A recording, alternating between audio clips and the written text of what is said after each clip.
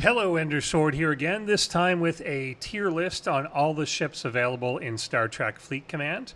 I did this about 2 years ago now, and a few people have requested, why don't you update this now, since there's been a lot of new ships that are out, and also just the play style and things available in the game are a fair bit different than they were a couple of years ago. So some things that may have been valuable then are less so now, and some things I kind of wrote off back then may actually have increased effectiveness nowadays.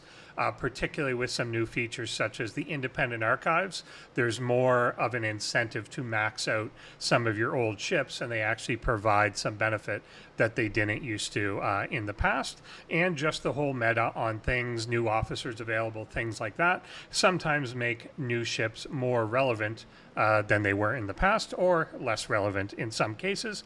And of course, there is the PvP meta, which is very frequently changing, although it almost always seems to go back towards interceptors in the long run. But that definitely shifts what is important or not in that aspect of things. So to set the stage for this, there's a few things that I'm going to be considering when it comes to the value of a ship, or basically how important it is.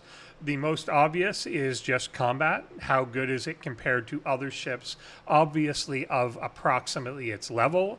If you look at, a level 26 ship versus a level 60 ship, obviously the 60 ship is better, but its relative weight in terms of the ships of a similar level, basically things that you would be using at that point. How strong is it? How weak is it compared to its competitors in that space? And how likely is it to be something that you could potentially skip entirely or just not tier up that much?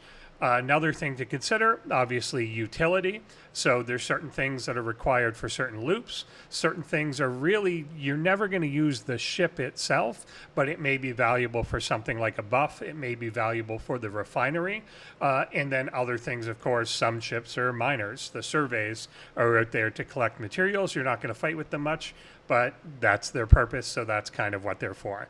Then there are certain ships, one in particular that we'll get to, that its utility really is going to change throughout the game and throughout your levels. And I think that's going to always be the case with a lot of ships. There's something that's going to be super useful, and then once you hit a certain level or get the next thing, you're obviously going to drop it. So the intent is always, how useful was this for you at the time that you were meant to be using it, and then how much residual usefulness may this have for you well past that. And the ones that obviously stand the test of time are going to be considered more valuable. But there's a lot to go through here, so let's just get started. There are now 98 ships that are available in Star Trek Fleet Command, and I'm going to go relatively in order. I don't think they're completely in shipyard order, but it's in whatever order they kind of put it in your little shipbuilding queue for me. I just pulled them out of there with a few of the new ones tacked on at the end because I had made this again a couple of years ago. So the first one to start with, which you're just given, so you don't have to make any decision about this, is going to be the Rialta. And one really cool thing about the Rialta is it maintains its rank as one of the fastest ships in the game, and they do still occasionally make events that are very focused around the Rialta. So it's a ship that you can actually use for quite a while. You're going to use it in the first few days of playing, which isn't going to seem like a long time, but it's going to be a ship that you kind of go back to. It's a relatively quick one that you're going to use sometimes for PvP utility to kind of stop someone in their tracks or chase someone down. It's something you're going to send into territory for points. It's going to be something that you're going to use for events every now and then. They did the Impulse Speed event. They'll do an occasional PvP event with this thing. By the way, the best crew is TOS Kirk, TOS O'Hara, Honor Guard Worf. With a bunch of defense stacked below. And it's just a really kind of fun ship that you find that a lot of people still keep this. You can't scrap it anyway, but you keep it and you take it out and you kind of play with it every now and then for a bunch of different things. So I'm going to put this one as an A. It's given that it's a level 1 ship, basically, it's super overpowered for what it is, and it oddly is something that you're going to keep using. The Orion Corvette, in a similar thing of just cheap kind of cannon fodder sort of use. At the time they give it to you, this will actually, again, carry you a little past the point that they intend to really have you use it. But it's just kind of a middle of the road sort of thing. You're not going to keep it around or use it much past that. Once you get any of the main three types of ships that they're going to roll out to you next, you're going to kind of get rid of this one. But Orion Corvette, good little starter, middle of the road sort of thing. The Fortunate is the first survey ship that they're really going to introduce you to. It's kind of short-lived on what it does, primarily meant for mining basic resources like power steel, and you're not going to really keep it going as it introduces you to more of the survey stuff, but it's there. It's kind of cute. But it doesn't really have the sustainability of some of the other ones. You're just going to kind of use it, and as you outgrow it, you're going to move on.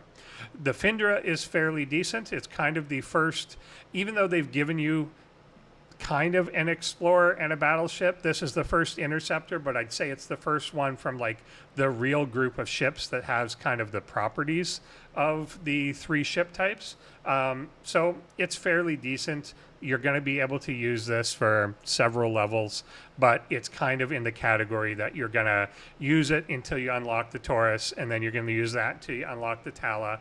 The three of them are relatively even in power, but this one is a little bit the weakest. But you are still they're really trying to teach you the battle triangle at that point. So you may have cause to take it out to kill a mission hostile that they're showing you that is a battleship type or something, and it's going to have the advantage over that compared to the others. The Taurus I'm putting in the same category.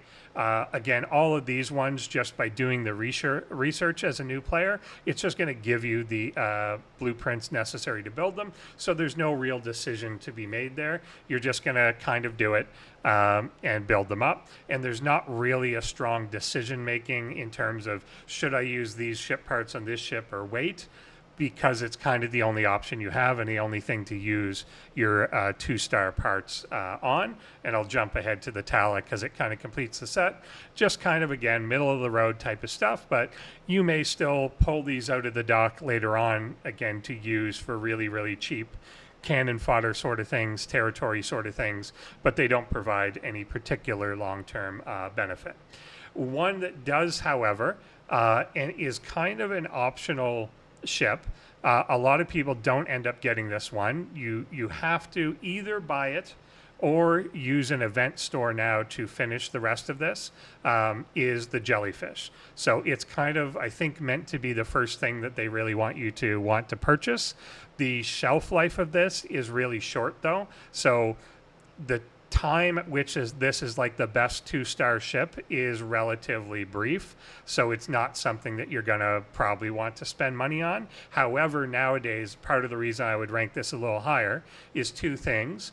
One is that as you're starting the game as a new player, there is a bit of an event store that you can spend some of the special new player credits on, that you can actually use that in combination with some missions in the game to get enough blueprints for the Jellyfish to be able to unlock that without paying money. So I think if this was something you were paying for, you're probably not going to get a lot of utility out of that. You're kind of going to throw it to the wayside pretty soon after you end up, kind of out leveling it. But because you can get it for free now in a couple of different ways, it's not too bad to get. It does outperform the three that are there and is potentially going to carry you a little quicker in the content, so it may be worth getting. The other thing that is kind of neat about it, it has an ability for the captain's chair that enhances the percentage that ability does. So I think it multiplies it by 70%. So, or 1.7%. So it basically enhances the captain's ability. There are a few rare circumstances where that can be useful or fun, whether it's something like getting extra loot. It can amplify the extra loot that you get from a captain's ability or something, or it can amplify the combat ability that they have which can actually amplify other things. So again, I mentioned TOS Kirk earlier. If you load up a crew like that on this, then you can get the Jellyfish doing an abnormal amount of damage in PvP, given that it's amplifying something that's already amplifying the damage. So it creates a little bit of a feedback. It's just kind of a toy, but it's kind of a fun toy to have. So I'm going to put that one in a B now, since that you can get it for free these days. Wouldn't recommend buying it, but you can get it for free. And if you don't get in the early game, it may be something that you spend a tiny amount of tokens later in the game just to finish, because I think the in-game missions basically have this result. If you do them all, you'll end up with 50 out of the 75 blueprints that you need. So it's relatively cheap to just finish it up if you're a completionist later on. The Envoy is kind of the first good miner that you have. And again, it's relatively fast for being a survey ship. It's, again, one of those things that a lot of people will make a number of these over the course of their life in the game. You get a lot of the blueprints just kind of thrown at you from killing a bunch of things over a period of time, so you're going to be able to build a bunch. A lot of people use these as a really cheap, disposable sort of mining fleet early in the game, where they don't have to worry about investing too much into it. It's also one of those things that can help you advance in the 3-star economy, because you can basically just get a bunch of them, max them, scrap them, and get extra parts and stuff out of them to carry on through the 3-star stuff. So it's one that I find a lot of players end up building like 3 or 4 of these because it's just given to them. You don't really need that, and the game moves faster nowadays, but they're a decent one. So I'll kind of put them in the worker class level of survey. Not amazing or anything, but fairly decent. The Franklin is one that I've had rated lower in the past, I think, largely because you can kill the swarm pretty much, which is what the Franklin is primarily meant for. It's meant for killing the swarm. You can do that with normal ships anyway, particularly other explorer types of ships, such that you don't really need this one. And now that they've introduced the freebooters later into the game, you don't really ever need to kill the swarm anymore directly, unless there's a specific event, which is less common now, that you have to. It used to be absolutely necessity. You killed swarm every day as part of your daily. That's still part of the low-level game now. But once you get slightly higher, you kill freebooters instead, which count as the swarm requirement, so you don't need to do that. And there used to be a really important like weekend event for Swarm Sunday, where you would source your con shards, which was a fairly important officer. One, he's slightly less important now anyway, and that event has just been replaced by something basically crediting you with those. However, the thing that brings this back into the limelight a little bit is the independent archives. It's now something that you do actually want to go after and max, simply because it actually gives buffs to the rest of your ship, and I believe the one that is associated with this is plus hull health, which relatively low level, which you can max this at a relatively low level, is still actually fairly good to have some hull health added on to all your other ships. So if you max this one out, not only does it then help you unlock the Franklin A, but it will then give you a bonus to all the rest of your ship's hull health, and you can then get a free pull daily from that independent archive. So still not super important, so maybe I talked that up a bit, but it's still a C, but I think I had it ranked lower before, simply as a ship that you actually didn't even need to use or anything. Now I think it is a little better to be using that one.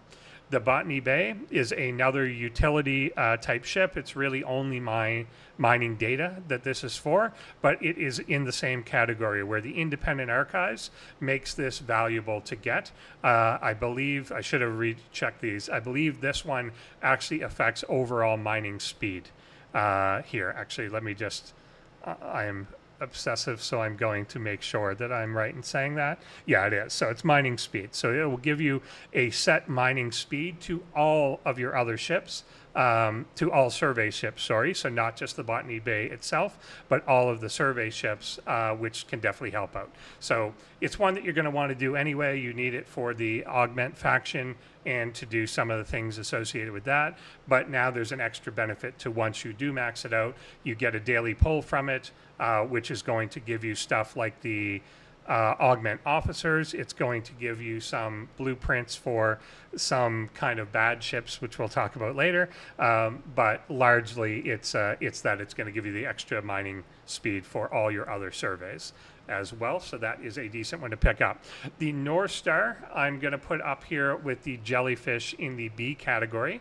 This is another one that was originally a pay-to-win only sort of thing, that you could only really unlock this as a new player if you were willing to buy the pack for $20 or whatever it was. It was relatively cheap, I think, but nowadays you can actually get this again from an event store or kind of a new player event store that they seem to have. So it is something that you can unlock relatively cheaply. Again, some missions will give you partial blueprints for this, so you only need to be able to spend the credits to finish out this ship. This one can get fairly decent. It's really a good kind of gap filler between the Findra, Taurus, and Tala era up until you get into the good 3-star ships. So it's the first, weirdly, it's a 3-star ship you can access before you have access to 3-star materials. So you can't actually tier it up unless you're willing to spend Latinum to do it right away, because it requires 3-star materials to get there or to do it. But you can replace those with Latinum for at least the first tier or so to tier it up. But you can at least build the thing at Shipyard 18, and it's fairly decent. It can take you into the 20s for sure until you get to some better ships up there. Then we get into the 3-star triumvirate ships. We've got the Kara, which is a personal kind of favorite of mine. I still use this one in PvP a lot just to kind of troll people. It's an interceptor, so the interceptor strike team works on it, and it's just kind of a glass cannon sort of thing that it will do a fair bit of damage. If you get hit, it won't sustain much, but it can be fairly fun to play with and use. But the benefit here of like these versus the North Star is having that type advantage against certain types of ships, but the North Star is kind of the better all-rounder on that sort of thing. So the Kara I'm going to put on its own in this category. Part of that's just kind of a soft spot in my heart that I have for it, but I really kind of like that ship, and it's the first one that you get at that level, so it's possibly the one that you're going to kind of tier up the most out of these three. I'll jump to the Vaclus here and put it in a slightly lower tier. I think, again, it's just kind of a workhorsey type of thing, same as the Kumari. They're both good, and basically all three of these are decent. All three of these are going to get you through your lower 20s into the faction ship area. One not significantly too much better than the other, but I find that just in terms of what you're killing and how everything works out, the Interceptor tends to be a slightly better at that level, even though the apparent power, the durability of the Kumari is going to be a little bit better. It just seems like you're up against battleships and stuff a little bit more. So just kind of, it's really about using the right ship at the right time and just kind of what you get in terms of parts, in terms of upgrading them. But there's really not too much cost to going and upgrading these until you at least starting to hit uncommon or rare material, in which case you probably don't want to go any further. Wait until you level up into the next tier of uncommon ships. The Discovery is another utility one that you're almost never going to use for combat. I would say never, except for killing specifically the, I forget what they're called, like the unknown aliens or whatever that you fight in a couple systems. But it is largely its warp ability or its summon ability that is going to be the thing that you want to carry on. So you want to be doing the weekly event that is associated with this frequently. It's going to give you access to some officer shards. It's going to give you access to the materials you need to tier this ship up. And then most importantly, it's going to give you access to the research that you need for the Discovery that allows you to summon ships to its location. So the Discovery is probably the like lowest level ship that you're going to keep using probably like every week or so, from your 20s to your possibly up to the 60s. Even beyond that, if you end up getting the warp range extension on this sort of thing, which they've now provided a free-to-play path for. And it's even something you can use in conjunction with other ships, that you can get someone to open a Gorn rift for you, bring your Discovery in, and now even though your Discovery is way past its own warp range, you can still use it to summon ships in. So someone can open a rift once, and then for the next like hour or two, you can be summoning in things using your Discovery, cutting down on warp times, things like that. So it's a really good utility for that sort of thing. And a lot of people end up building two of these, one so that they can send out into the galaxy, and another one that they leave at home so that they can actually summon between 2 points. Bring a ship home, send it out, bring a ship home, send it out there. So I think this one goes into the B for basically not a ship on its own, but if it's fighting something, you've probably done something wrong, but really good in terms of the utility that it has and the length of time that it has that utility for. The Ferengi Devore is your first Latinum miner. I would say early in the game, this is quite useful because one of the scarcest resources, but most needed resources for you, is going to be your Latinum. All of these speed ups, as you may notice, require either an actual speed up or can be replaced by Latinum. And basically the ability to do that differentiates this game from a lot of the other, mobile games and stuff, where if you're spending gems or something to speed something up, you're probably kind of doing it wrong. You're wasting a lot of money. In this game, it's just assumed that you are going to be using Latinum to speed things up. So having this, collecting Latinum, doing the daily refines to both upgrade the ship and provide you with a trickle of that Latinum income is definitely going to be good. And it is something too that you're going to need to level up this ship, which can take a while if you're not going to buy it in an event store or something that comes up. The drip for this is relatively low, but you then need to max this ship out to scrap it and convert it for the higher level Devore Fisha, which we'll talk about later. So it's kind of a necessary step.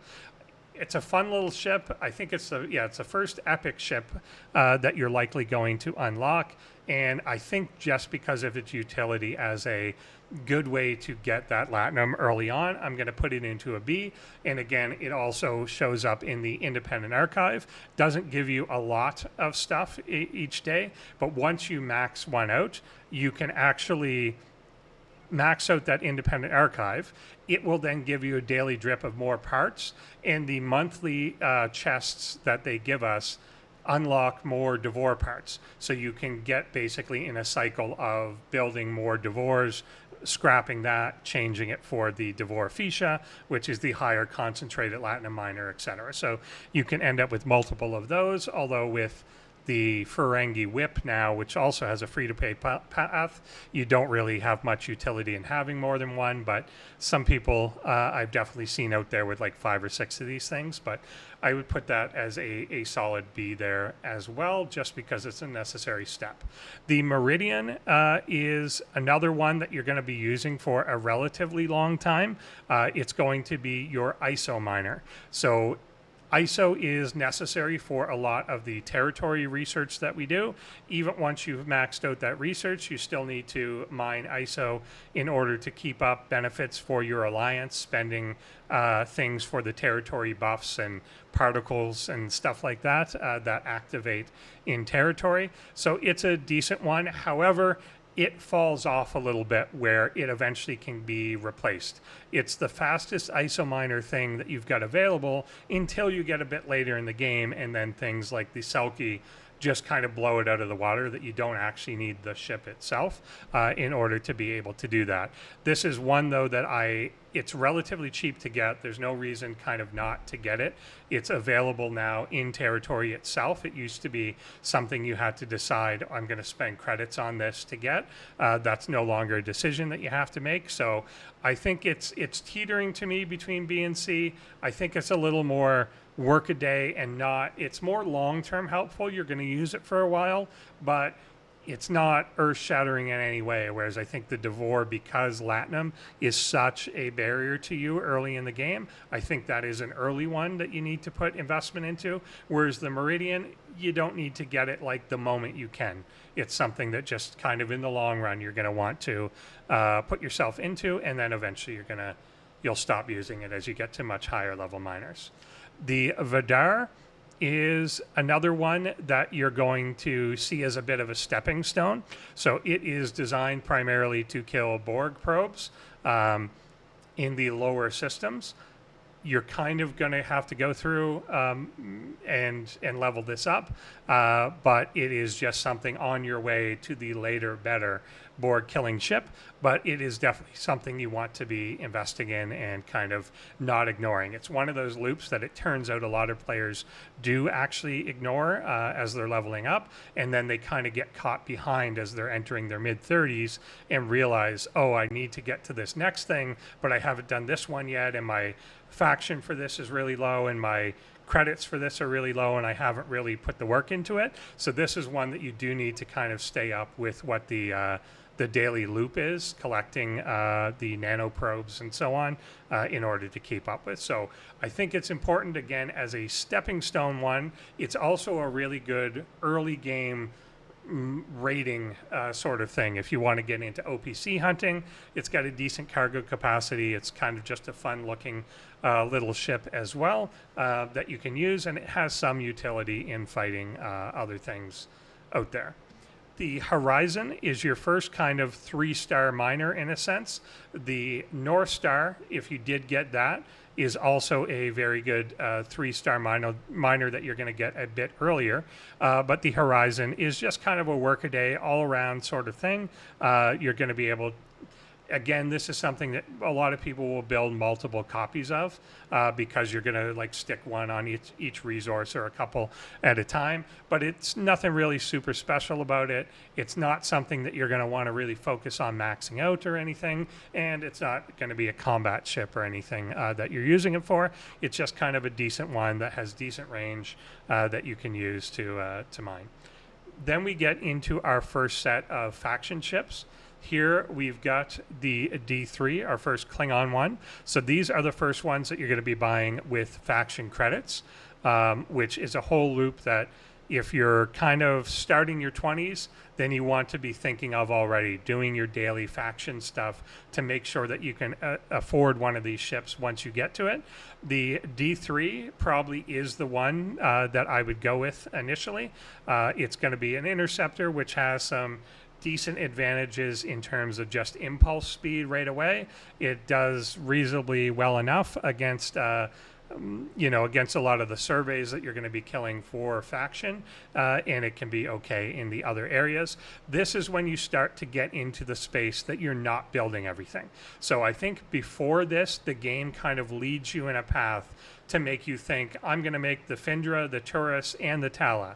I'm going to make the Kara, the Vaklis, and the Kumari. That's kind of the direction it puts you in. But at this point, we're not going to be doing that anymore. We're going to be picking basically one of the ships for that ship level, and that's the one we're going to go with. And we're not going to build all three. Obviously, you can as a player if you want to. If you rather collect everything, get everything, whatever, that's up to your play style. But if you're looking to progress through the game efficiently, then doing that is one, it's going to cost you a lot of the faction credits, and it's also going to cost you a lot of the materials that you need to level up these ships that you could otherwise be putting into your research and into your station and advance quicker. So if you try and build more than one of these at each of the levels, you're going to be putting yourself behind. But if that's your play style and you accept that, that's fine. But I would say out of these three, I'm going to put the D3 slightly as the best at the moment, and the Mayflower and the Legionary, in the C, let's say, category. So there's nothing particularly wrong with any of these. Like, it's not like if you go into one, then you're screwed, or you're going to be at this massive deficit. But I find, given stuff like the impulse speed advantages, the D3 is pretty decent. Also, if you're engaging in PvP at all at this level yet, it's going to be probably the better one out of the three, but there's some advantages to each of them. One of the advantages for any explorer type is it's more conducive to some of the morale shield staying up stuff, but there's new officers now, whether you have access to them at that level or not, that also do shield regen and things like that on any ship you want. So I think the D3 is the way to go. The Legionary also has the option to cloak, but you may be too early in the game to start worrying about cloak. That takes, again, extra credits and stuff to invest in, and that may be something that you want to put off until a little bit later. Then we get into these four kind of specialty just skin ships. There's the Separatist class D3, which technically is as good as the D3, but is not, because you cannot scrap it later. And that's the case in all these. I'm going to actually put these guys, and probably you here, down in D, simply because of that part. A big part of leveling yourself up is the ability to max out and scrap old ships. That maxing out one of these three, either the D3, the Mayflower, or the Legionary, is going to give you access to prime research that you can do before you hit a later level in the game. So the ability to scrap them basically gives you free primes that you wouldn't have access to yet. So the fact that you can't scrap these ones really holds you back, because everything you invested into them is just there permanently and you don't get it back. Whereas on these, you've got the ability to actually convert it up into 4-star materials and get back some of the investment you put in and access to things that you otherwise would not have access to. The Stella is another really big loop in the game. The Stella gives you access to a lot of the research that improves itself, but it gives you access to a lot of research that gives you efficiencies for your buildings, your research, gives you things like impulse speed, gives you things like warp speed bonuses, and other general attack PvP bonuses, defense bonuses, and in particular bonuses against armadas for all types of ships, not just the Stella itself. So it's got certain ones that only apply to its own ship type, but then it's got other things that apply to the rest of the game. And this is often one that I've seen people get behind with a little bit now.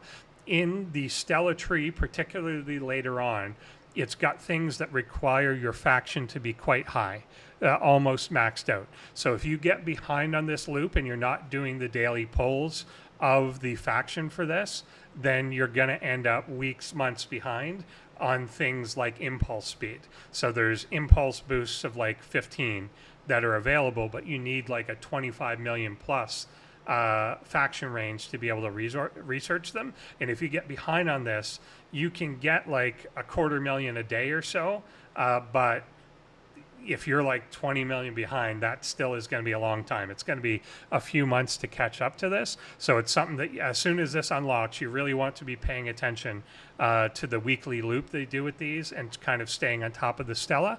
And this might be one of the first ships where I definitely say get 2 of them.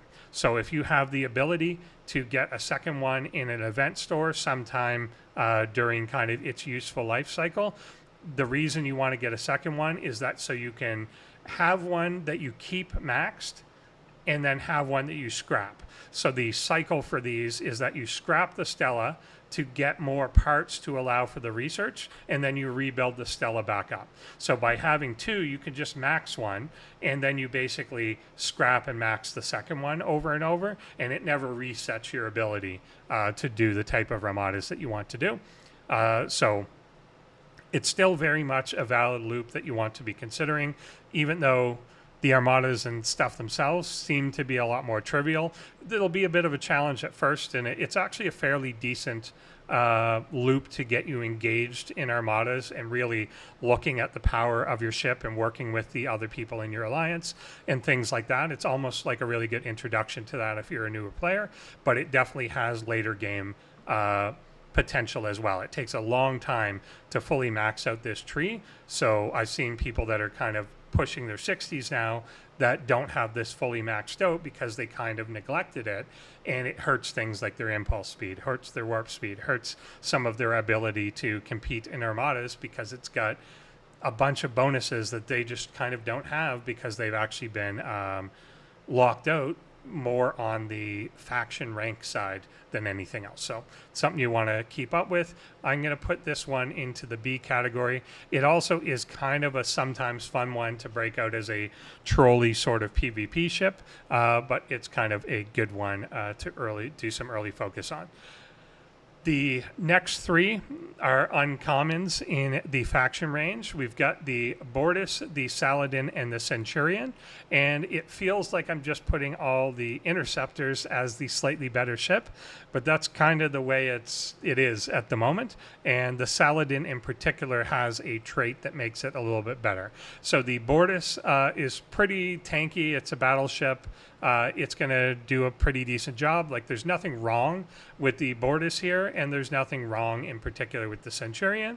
But the Saladin, the way that it works, it basically has one big gun that it fires in the first round. So I haven't talked about the idea of firing patterns yet, but if you're new to this game and haven't really looked into it, you can see in battle logs, and you can see on some websites like stfc.space, the firing pattern for each ship that is here, and it's which weapons fire, how strong are they in which round. So basically in different rounds of a fight, you'll have weapons that fire round one and then take 2 rounds to recharge and fire again. Or you'll have ones that fire every round, or ones that need to warm up and they don't fire till round 2 or 3. So the Saladin has one really big gun that fires in the first round, and your ability to beat a hostile in round 1 without going to round 2 is quite important. And it's quite important in PvP too, because it doesn't give your enemy a lot of time to do damage to you. The quicker you kill something, obviously the less damage you're going to take. So often a ship that has really front-loaded damage is going to be beneficial. So even if it may on paper be a more fragile ship itself, and interceptors often are, they're less tanky than a lot of their battleship equivalents. Because it does so much front-loaded damage, it means that you can kill a lot more things if you can kill them in one round. And you can really, really beef that up with certain officers to make that first round hit a lot harder and focus on the offense instead of defense a little bit, and do a good job there. So I think I'm going to put that one in the B as well. This, again, is another really good trolley ship to bring out in PvP. Because that first shot can be so powerful, it can destroy things much bigger than itself before anyone even has a chance to fire back when it probably shouldn't be able to. So that one gives it the slight edge. But the other thing I'll mention at this point is you want to be planning out what you're going to be leveling up, to not use the same parts at the same tier level. So if you went with a D3 already for your earlier ship, you might not want a Saladin now. You might want to switch to another ship. And because your first one was then a Klingon ship, you might then want to switch to a Romulan ship because they're going to use different credits. So you never really want to be tapping the same resource twice in a row, whether it's the faction credits you need to spend, the ship parts that you need to spend, or the ship materials you need to spend at this level. So if one ship type, and it tends to be consistent, so if you've got an interceptor, it's going to be very crystal heavy. If you then switch to an explorer, that's going to be more gas heavy. So you don't want to do 2 things that are crystal heavy in a row, 2 things that are ore heavy in a row, things like that. And another thing to consider, while often the interceptor is the best choice, a lot of your surveys also use crystal. So you want to be strategic about when you're going to go for an interceptor, knowing that some of your survey ships at an approximate level may also need to absorb some of that crystal for you, from you, basically, to level it up. So you don't want too many things competing for the same resource at the same time. So you want to plan that sort of thing out as you go. And more of that gets more complex as you get later into the game. But if you're starting, it's good to kind of know in your mind, and you can change your mind later, but to know kind of what are the next 2 or 3 ships that I want to build, not just what's the next one that I want to build, so that you can kind of plan out to make sure that there's a bit of diversity there. There's also obviously a benefit in killing some hostiles. The battle triangle is a little less important than it used to be, but particularly in early levels, it's actually still quite effective. If you know that you're going to be in one ship type, you might want your next one to be a different type so that you're able to kill all the hostiles necessary, that you've got something able to kill an explorer, kill a battleship, kill an interceptor, and then all of them do decent against surveys, but plan that out ahead of time so that you're not running in to that sort of roadblock. Next up, we get a ship that you can build quite low and is not good for about 2 years. And this is the Borg cube. It's a fun ship. A lot of people really like it. It's just cooler than a lot of the rest of the ships. It's quite different in terms of appearance in the game. It shows up literally, as a cube instead of a little triangle, or at least a square.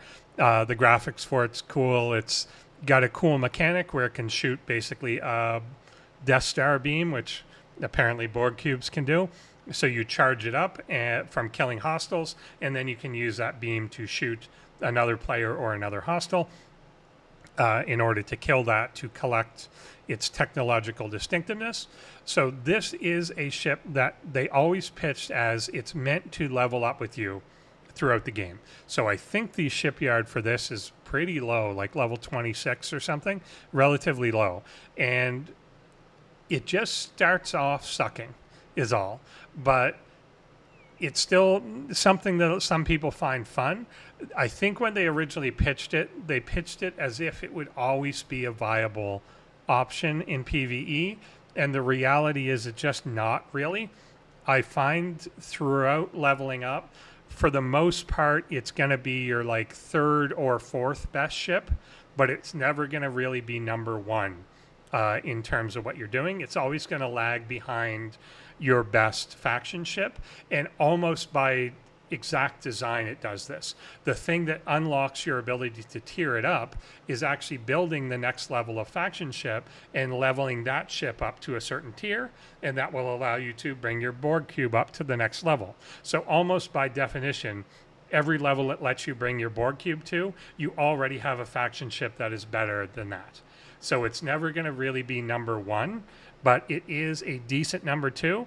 It probably more realistically a 3 or 4. You're going to have like your top ship, your last tier's top ship is probably going to be better than your cube is in a lot of places, and then you're going to have another specialty shippers too that might be competing with how strong it is. But I would say your cube's probably 3 or 4 for most of the game. And then in the very late game, and I'm talking literally level 70, it becomes the best at the moment. Best in PvP at least, and particularly in your mid to high 30s, or 60s, sorry, mid to high 60s, 66 plus, you can get it to the point that it's going to be kind of your main grinder. It's cheaper to repair than the other ships that you're going to have in that level range, and that's certainly a benefit. And it also gets an ability called transwarp, which is basically an instant jump warp to a location. So it's just going to save you time if you're doing your dailies to kill certain hostiles and the hostiles are not a problem. You can just jump to that point. So the ability to do that sort of thing instantly, and you get on average about 3 of those a day for free. And again, that's an ability you can pull through some of the free-to-play mechanics in the Alliance Tournament store, and now I think it's in the is it in the DTI store, the Augment store, one of the faction stores. You can pull that ability as well for the Wave Defense store, I guess it is. You can pull the ability to unlock that, so you're going to be able to get that at some point relatively early, not something you have to pay for anymore. And leveling it up is going to also open up some research that both applies to the cube only and some other ships. So it's definitely one that you want to get. It's one that you're going to want to bring with you, but it's never going to be the superstar until much, much, much later in the game. But it has some fun utility, and it's something that people like to use. And it's just one of those things of do your daily grind with it, do your kind of systematic thing. It's one of the ones, though, it's going to take you so long to level it up that you never really have to worry about doing the 3 pull on this. So collecting the technological distinctiveness can really become a pain in the ass, particularly in your 30s, 40s, 50s, but you never really have to do the 3 pull of it. You can always stick with the 1 or 2, and you're going to have enough parts to be able to max this out by the time you get to the level that you're allowed to. You're going to hit some point whenever you get this that you're going to be gated by the next faction ship that you have to level up, and you're going to find that you hit the wall on that long before you're able to unlock it. So you're going to be accumulating these parts for a while, and by the time you get near that, you've probably got more than enough. So you never really have to worry about that 3 pull sort of thing. Just kind of keep it going at a pace. Don't neglect it, but don't make it to more than it's going to be. This is one that talked about it for a long time. I'm going to put it, it's very level dependent. I would say up to the point that you are about level 66, it's a C. After level 66, it probably goes to a B. And then after level 70 with a maxed out 70 epic, it's going to A or S. So it just gets super, super strong. There's one tier where it's going to just suddenly jump from 26 billion to like 180 billion overnight from just leveling it up. So you're just going to unlock it, and suddenly it becomes the strongest thing in the world right now. That's at least with the PvP meta the way that it is right now, and the cost of doing business with the ship. It's just going to be cheaper to repair than your other ones, so it's kind of a good grinder at the moment. So I would say a C for most people listening to this, and then for about 1% of us, it's an A or an S. But you know, it's a long road to get there, given that you unlock the thing in the 20s. Sarcophagus is a piece of garbage. You don't need it anymore. So it looks cool. The original concept behind it was cool, which is that it's something meant for territory defense, and it has a weapon bonus for when you're defending a node, specifically in an active territory defense. So if you get on one of those capture nodes, then it has a massive bonus to it, and you used to be able to crew it in such a way that if somebody with like an Enterprise or a bigger ship attacked it, you could basically kill it in like 1 round defensively, as long as you were like, you know, in your right spot. When it's off that spot, it's completely useless. It basically has no defense at all. It doesn't do any damage at all when it's not on a capture node. So the whole idea was combat was designed around people would get a lot of Sarcos on a bunch of nodes, people would try and defend it, and then people would have to get in bigger ships to try and pick them off. But as you cleared it out, when it was making its way back into the system, it was really vulnerable. So you had to try and defend it before it got to a node. That was kind of a cool mechanic, but that was like 3 or 4 years ago that was the case. Nowadays, it just hasn't scaled up. It has a max level that is, you know, relatively weak. People generally are going to max it out by like the 40s if they want to even pay attention to it at all. And there's just so many people that it's so easy to get rid of at this point. PvP crews are so much better. Ships are so much better. Everything's a lot stronger. And the advantage of having this one ship on the node just got so overwhelmed that it's irrelevant. They tried to add in a little extra research later on that beefed up how much damage it does, but it was just irrelevant. So unless you're on one of those like new time lock servers with like a level cap on you, I can't see the usefulness here.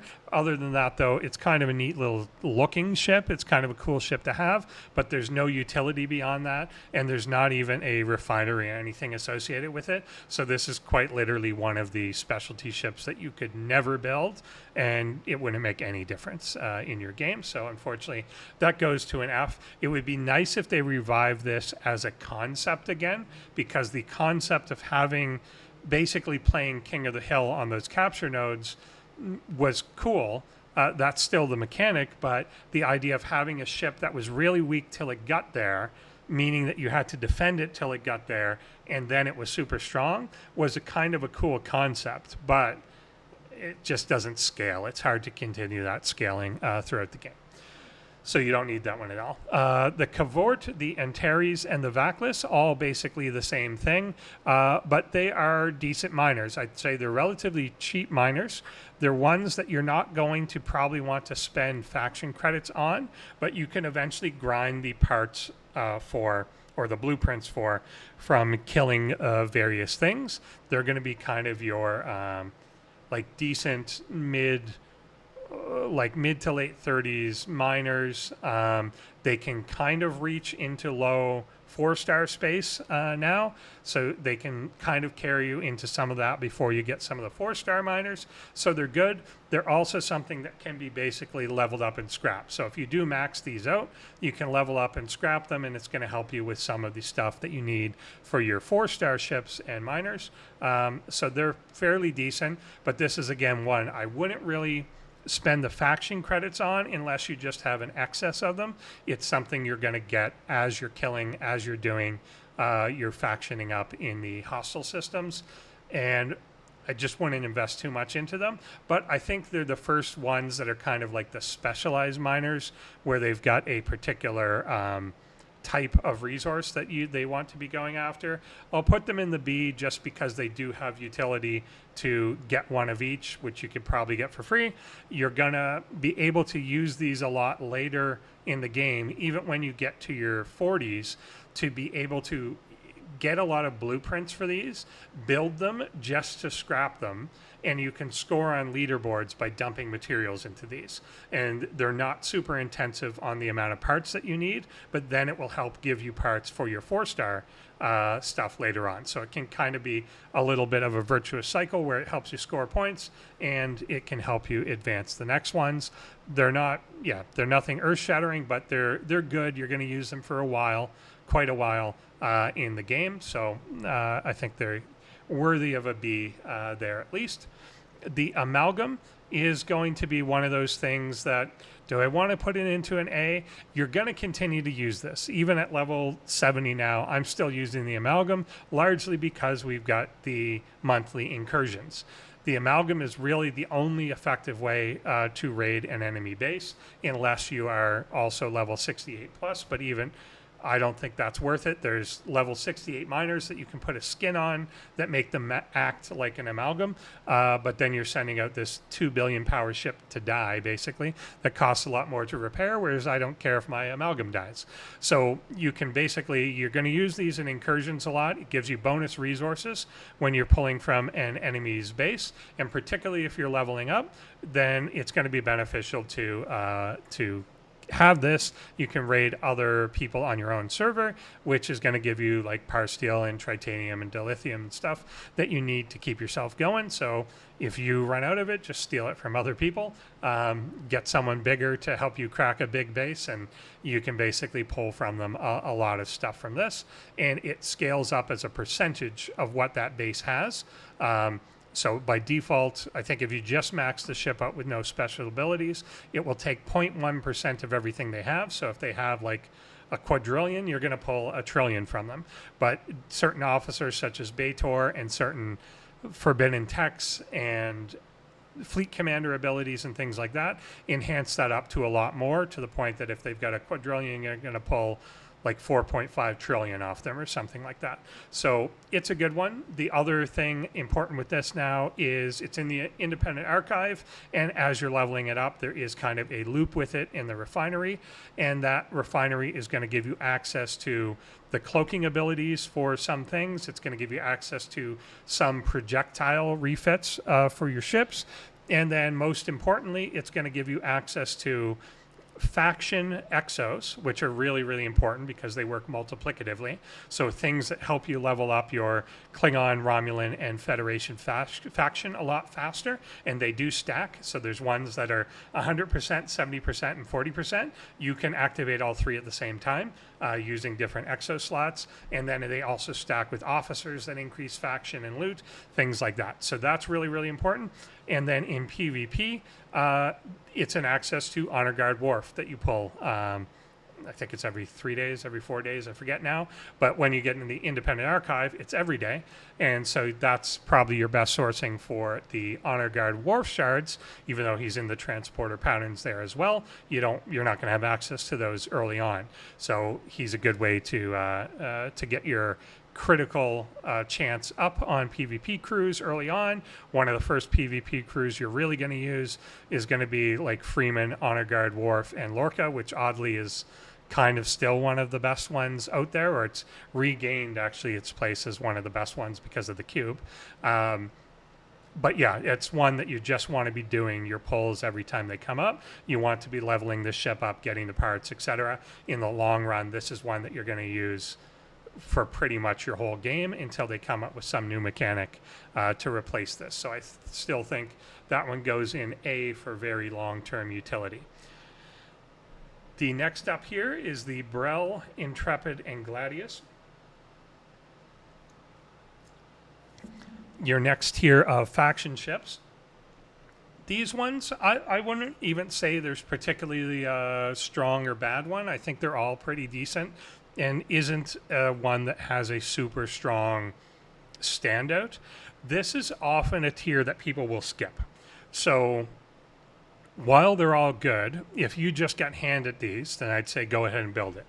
But usually if you take your previous ships up to a fairly decent level, which you're going to generally want to do because you're eventually going to scrap that ship to get you some 4-star stuff and be able to do a few primes.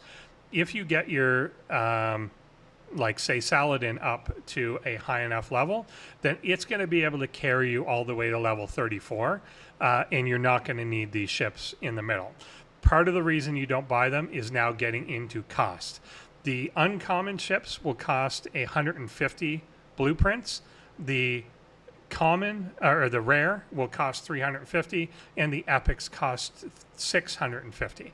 So running into one of these in the middle at level like 30 or 32, I think, you're going to be so close to getting to the point that you want to afford your epic ship, which is such an increase in power. They're so much better. They have much better abilities. They just work a lot better. That you don't really want to choose that time to start spending materials on, and you don't want to be spending your faction credits on. So it's very often something you're just going to want to invest in the older ships that you have, max one of these out, skip that entirely, and go into the epic. The ships themselves, again, if someone just gave it to you, great, and you can farm the blueprints, then that's fine, but tactically, I would say this is one of the levels that you want to skip. So while the ship itself is probably in the C, no one's really a big standout here. If I had to pick one, I'd probably go with the Brel in terms of just standalone. But then I'm going to tell you to go with the Enterprise next. So you're going to go Explorer. So I probably wouldn't end up doing that. And that's another thing that kind of gets in the way.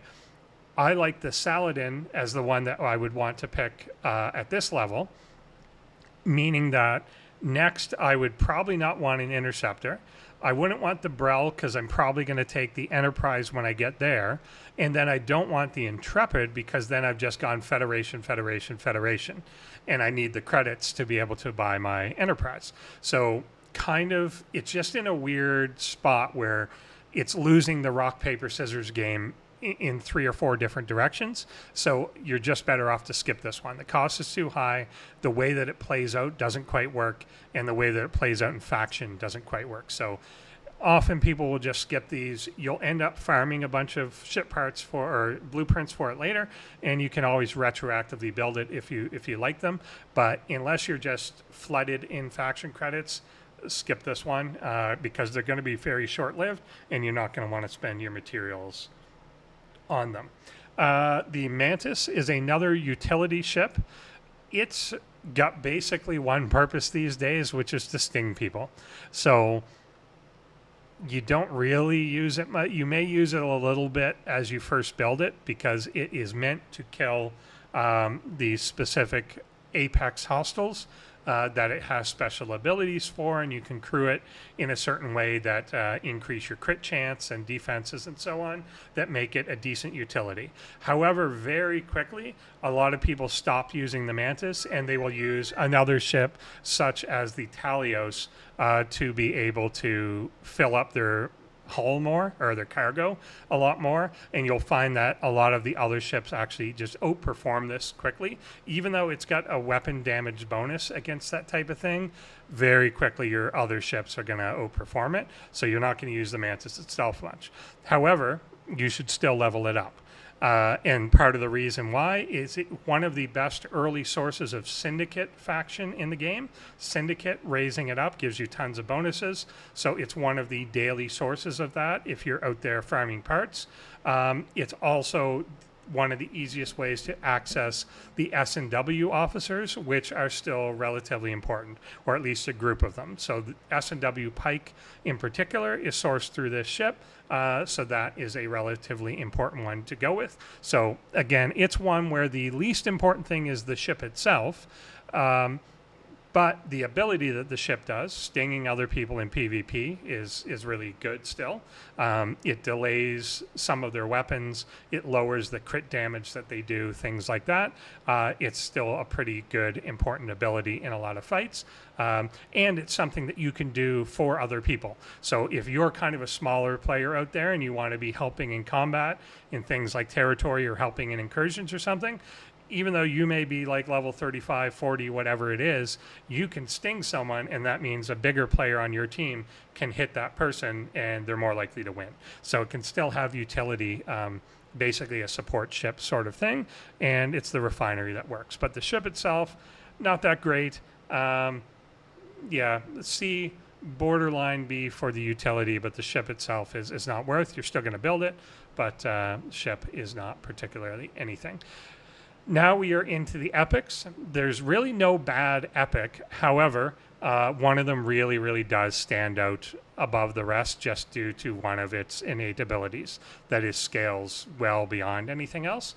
So the D4, probably I would put in the B category. It's a good interceptor.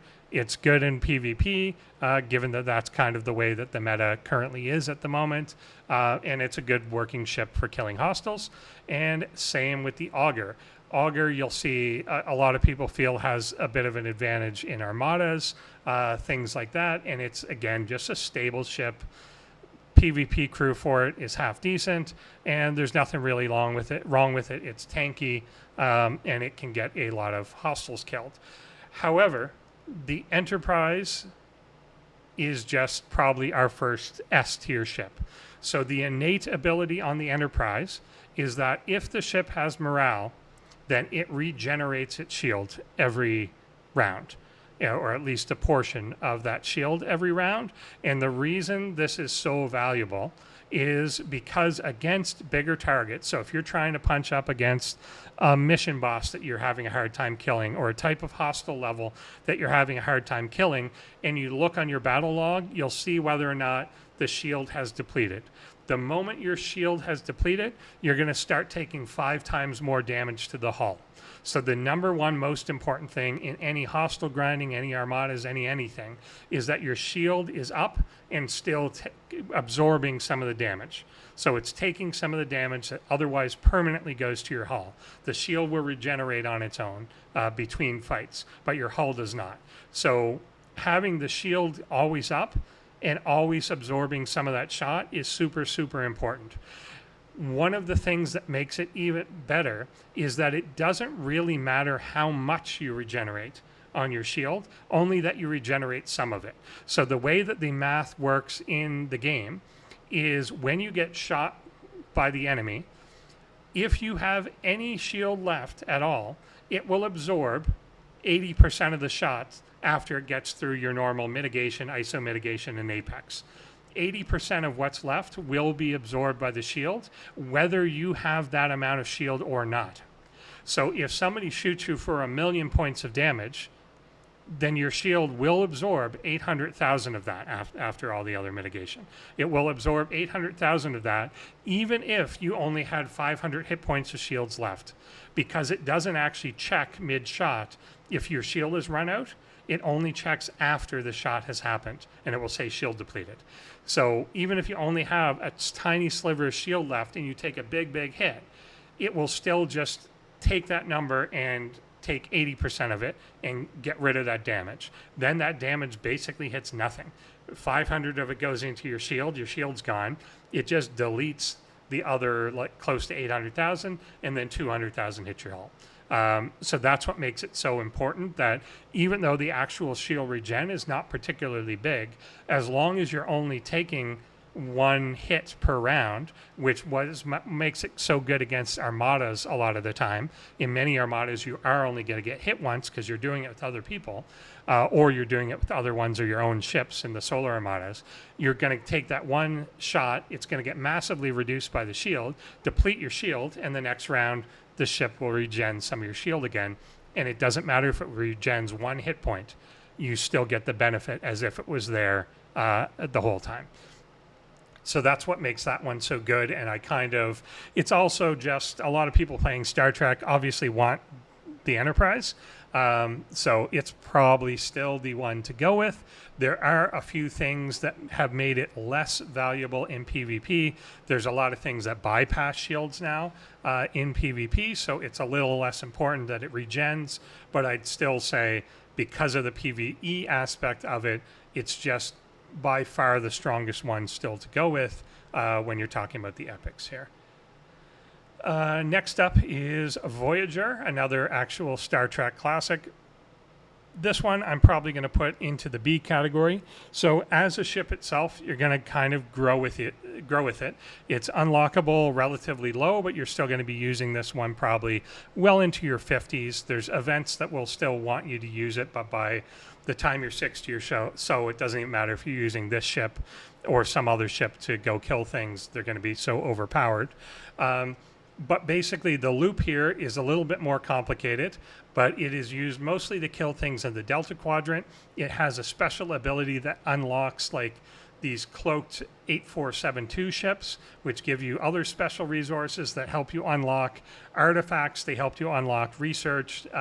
There's a whole loop around Voyager.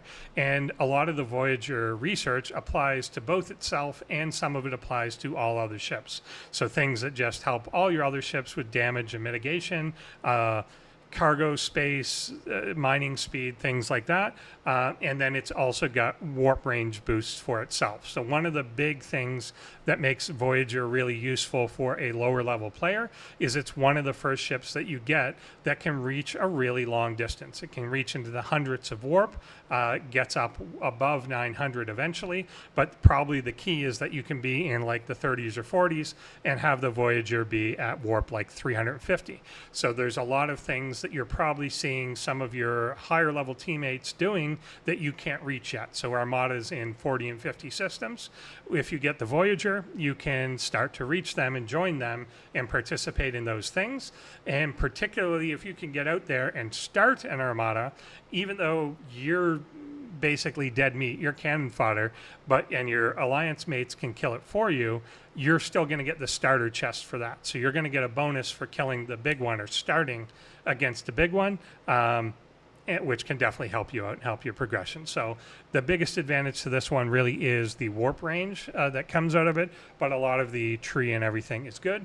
And it also gets some bonuses to killing hostiles as well. So again, when you go into your 40s and you're kind of limited in warp range, Voyager is going to be able to reach some of the hostiles that are way above your own level that you're still going to find that you're able to kill with it. It's not going to be as strong a ship in terms of power as your equivalent faction one, but it can get farther, which is just kind of a weird mechanic, but hey, makes sense for Voyager in a little bit of a way. So take advantage of that. You can also use it, and a lot of people do, particularly if you get into like the 50s, you can go do a lot of missions that you otherwise would not be able to reach at all, which can really help you build up your faction, your credits, things like that, from getting missions that you shouldn't be able to access a lot earlier than you otherwise would be able to. Franklin A, this is another one that we're probably going to stick in, yeah, I guess the C still. It's the refinery that matters a bit here again, where we're going to have a bonus this time to shield health points. Other than that, you don't really need this ship. By the time you get the Franklin A, you're probably already killing freebooters, but you want to at least be doing the cycle to level this up because it will add stats to your shield. So the Franklin did hull and the Franklin A does shield, so still good to get up, max out. Don't neglect it because you're eventually going to want to max it out to do the daily pulls. It also, in those daily pulls, gives you access to Jayla, which is, again, an officer you don't really need, but it's really one of the only ways to source her. And there's a daily trickle there of RSS that you're going to be getting too, both in the form of raw RSS and tokens. So it's worth having, worth doing, worth maxing out, but you're not really going to use that ship a lot for anything unless there's a rare event going on. Again, there used to be a weekly one, but now there's not. So you don't really need it for that, but every now and then they'll come out with a go kill 50 swarms sort of thing, and you have to. You can use a normal ship, but that one's, you got it, so might as well. Next up is the Devora Fisha. This one, because it gets more utility in some mining events, there's things where mining concentrated latinum just ends up being the fastest way to get points. You can throw on the Ferengi Whip on this ship, which you now do have access to free to play. It basically multiplies your mining speed by like 100. They never intended to do that. Apparently they missed 2 decimal places and it ended up being 100 times more powerful than they meant it to be, but that's fine. They never clawed it back because a lot of people bought it anyway. Having the whip also gives you access to a lot of stuff that is good for forbidden tech upgrades. It will help you unlock forbidden tech as well as the parts to upgrade them and the Q trial bells. So just all around kind of a good thing to have. You don't need the whip on the Fisha either. You can put it on a normal mining ship. So it's a little disconnected from the ship itself, but again, you need a trickle of latinum coming in. It's going to be a bottleneck at some point in the game if you're not a big spender, particularly if you're free to play. Latinum is going to be something that you're always kind of craving as a thing that's holding you back. So just having the daily access to do all those pulls is definitely helpful. And again, it's another one that is there in the independent archive, and unlocking it is just going to give you a daily pull of like 100,000 a day. Plus actually a bunch of ship parts and stuff if you've got one of the skins for this. And it also gives you a faction boost for some reason. Why they put that on the Fisha, I'm not sure, but it's good. So you're going to run into faction trouble at some point, so it's going to help you grind with that quicker for your FKR faction. Next, we've got the USS Defiant. This ship's a bit of a disappointment. As cool, I think people wanted this to be really good, and it's not. And it would be better if they let you level it quicker. So it's very locked to the Bajoran faction. So it's meant to be used on the Dominion armadas, or the Jem'Hadar armadas in Dominion space. It gives you bonus loot if you bring it along when you're doing those armadas in terms of these elite tokens that you get that allow you to unlock chests and so on. So it's good for that as a bit of a tag along. The problem is it doesn't really keep up with how fast you can level now. They've made it so that the amount of parts you need and the amount of parts that you get daily is just so slow that if you are doing this daily, pulling daily, you'll probably be level 60 plus before you end up maxing the ship out, just the way that the game is progressing now, that you're leveling faster than they ever thought you were going to for this ship. So it's just a tough one that you want to keep it like near you, but the point, eventually you're going to get to the point that you're killing like the level 60 armadas, even the high 50 ones, and your Defiant's still sitting at like tier 6 or something, and you want to bring it along for the extra bonus, but just dies every time, whereas the rest of your ships are living. So each time you're having to warp the thing back. So it just gets a little obnoxious for the value that it's worth, and you're almost better off swapping it out for a better ship, killing a tier up, and just getting more loot that way from it. It does give a boost to a buff that you can use in armadas, which is still somewhat useful. It's not an earth-shattering difference, but it does help certainly in some of the mitigation stats, and it does help particularly in critical damage and things like that, which is, you've got 3 paths for it. You can upgrade the buff for group armadas and solo armadas, as well as assaults, which are the starbase assaults. You can ignore that one basically entirely, because assaults are just beyond irrelevant. But the Solar Armada one is fairly decent. Group Armada one can be decent if you're just kind of struggling to kill certain things.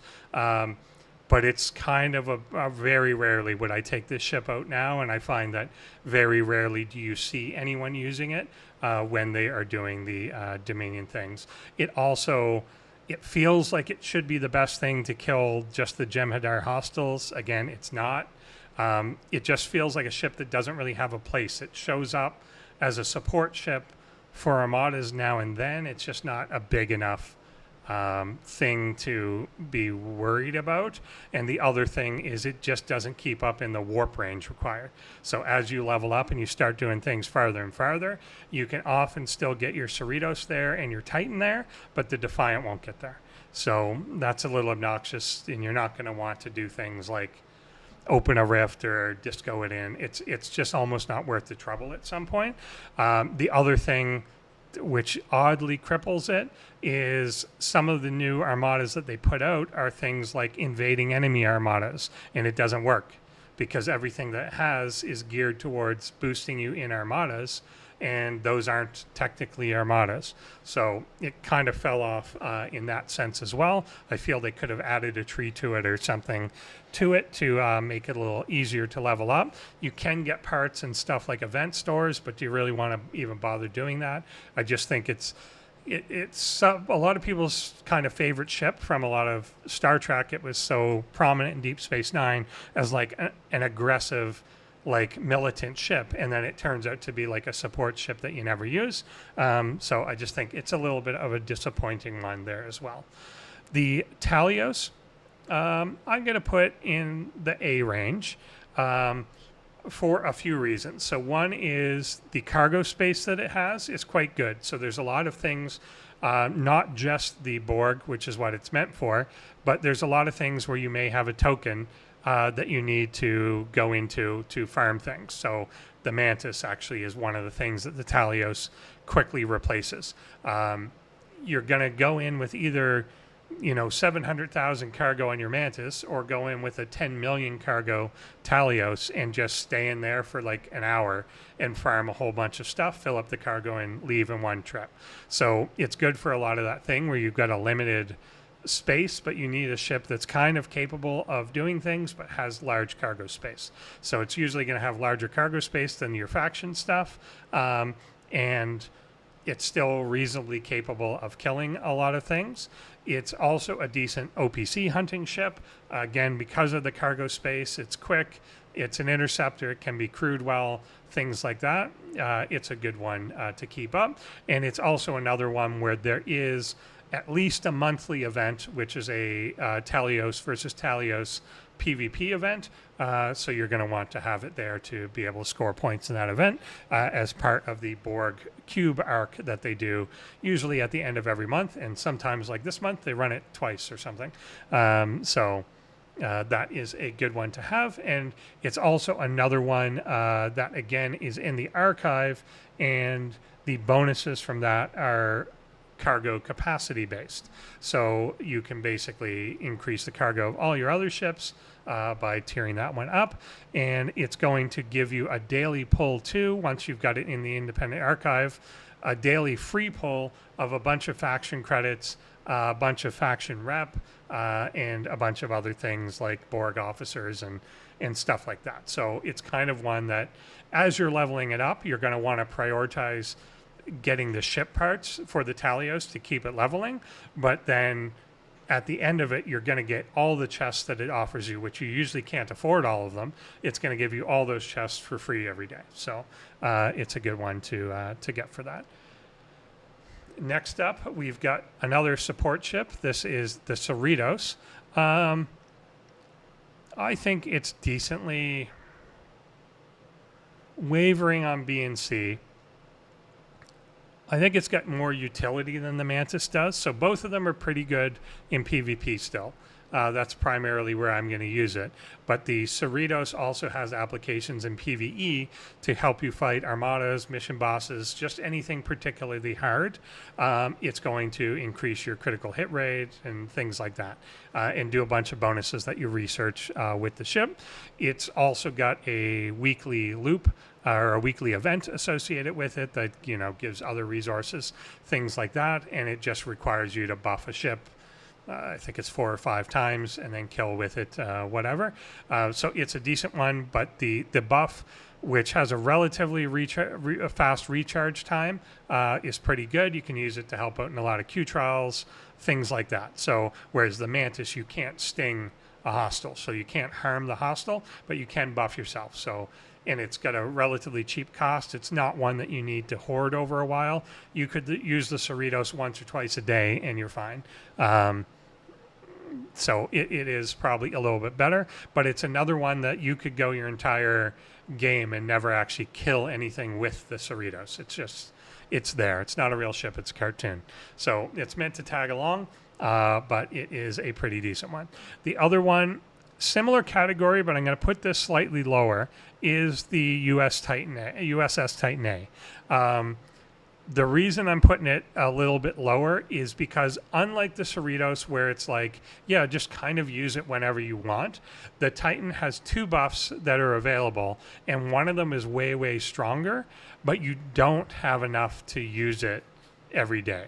You basically can use it every 2 or 3 days to do the max fortify, and they cap how much you can save up, so you can't use it as freely as you can the Cerritos. Whereas with the Cerritos, it's like, okay, I'm going to do this thing, might as well throw on a Cerritos buff or give it to 3 of my alliance mates too in this armada, and we're going to do well.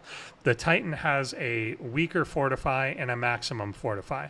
The maximum fortify is crazy strong to the point that you never really want to waste on the weaker ones if you're gonna have a reason to need a maximum one later on. So if there's particularly hard armadas, particularly hard Q trials, particularly hard mission boss, something like that, the way that the Titan Max Fortify works is it ignores part of the enemy shield and it regenerates part of your own shield, among a few other things that it does. So it's really, really strong to have on yourself.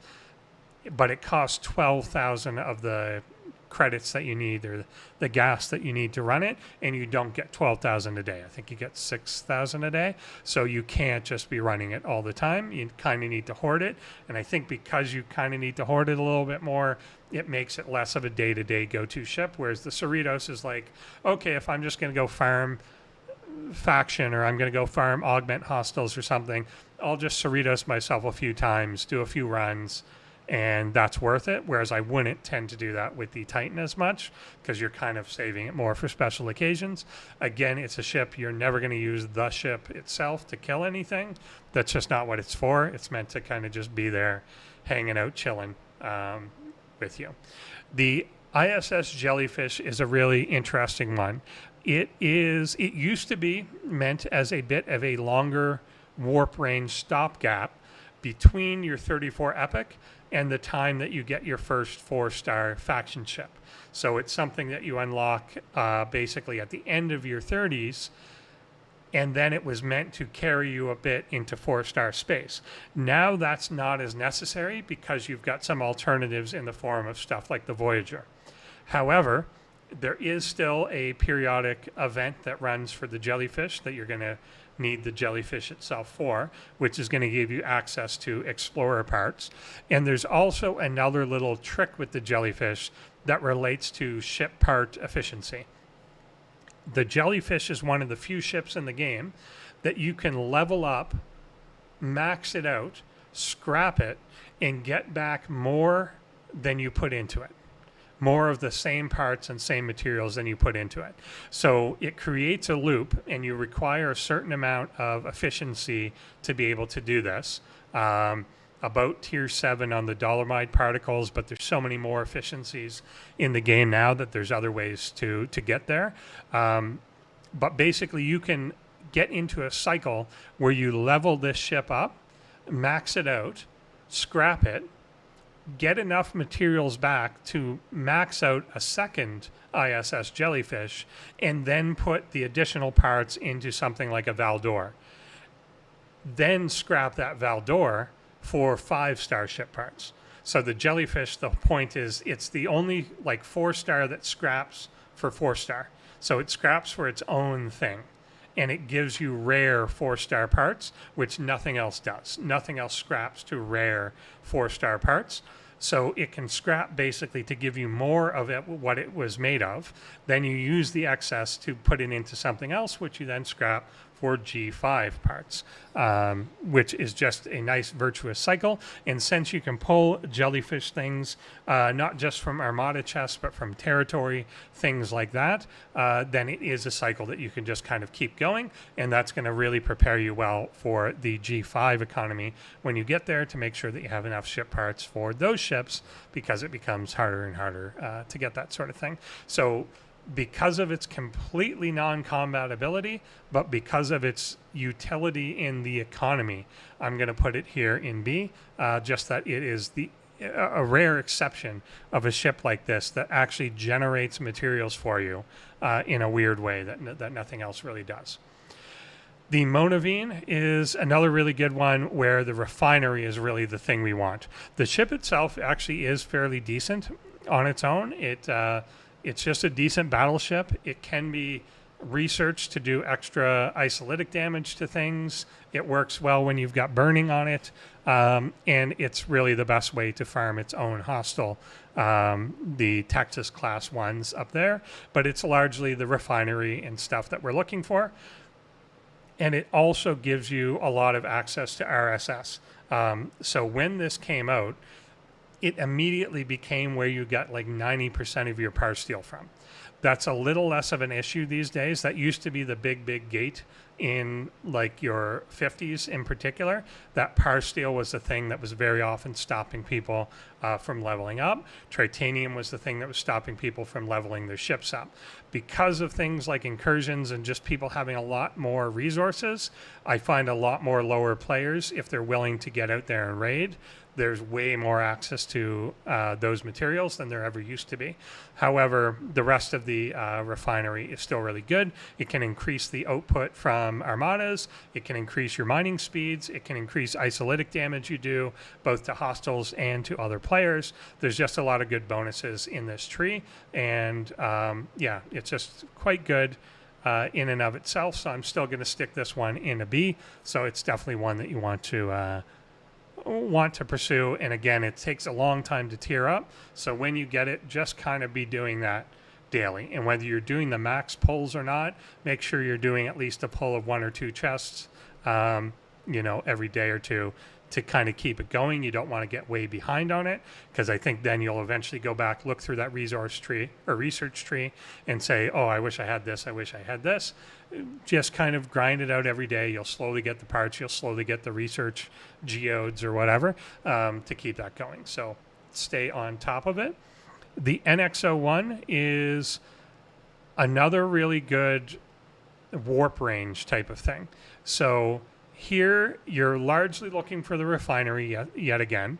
So the refinery on it is going to give you access to some of the uncommon, rare, and epic Borg parts or particles, or whatever the credits, I guess, for the research there, or the favors there. It's going to give you access to PQ shards. It's going to give you access to some free ways to get a refit for this ship, and it's going to give you some eventual access to like Sigma materials later on in the game. So it's going to be one that's going to be fairly relevant for a while.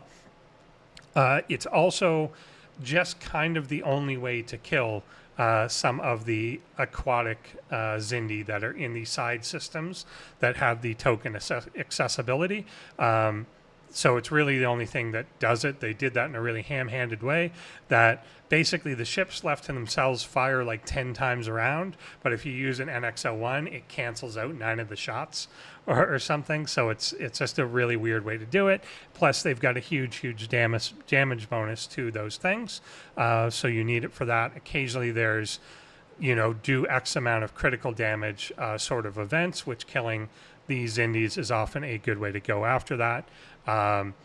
It's got a mechanic in it too, where once you get to about tier 6 or 7, there's a more rare, risky type of aquatic ship, the battleships, that you need to kill, but they have like a 30% chance of instantly blowing you up. However, they actually fire that death weapon at the end of round 1, so you'll eventually get to a point where you can load the right crew on a tier 6 or 7 ship, and you can kill them before they get to that gun, so you can then start to infinitely farm that sort of thing for the level 40 ones, and then eventually higher. But that definitely increases your capacity to get the X-Borg credits. And the X-Borg credits, there's a lot of really good favors for them, but then eventually once you're done those favors or done most of them, the things that you can use to redeem the credits for are also super valuable. More materials, more ship parts, artifact tokens, forbidden tech upgrades, even like Voyager officer shards. There's a lot of things in there, and it can also help cut down on other loops like mining ISO and getting Mantis Actian venom and stuff like that. So definitely a good ship there. The other thing for it is it's one of those ones that you will occasionally use outside of combat, outside of its intended loop, simply because of the massive warp range on it. So whereas the Voyager warp range made a lot of sense because they went to the Delta Quadrant, the Enterprise basically makes no sense because it had like a warp speed of 1 and could travel like 40 light years away from Earth or something. So it was kind of, supposed to be the primitive one. So it doesn't make any sense it has this warp range, but it does. So it's got warp ranges like well over 1,000 once you get it leveled up a bit. So it's another one that you can use to join your higher level alliance mates on bigger armadas and things like that, that you would otherwise never be able to reach for like another 10 or 15 levels. So it's definitely helpful for that sort of thing. So pick it up for that.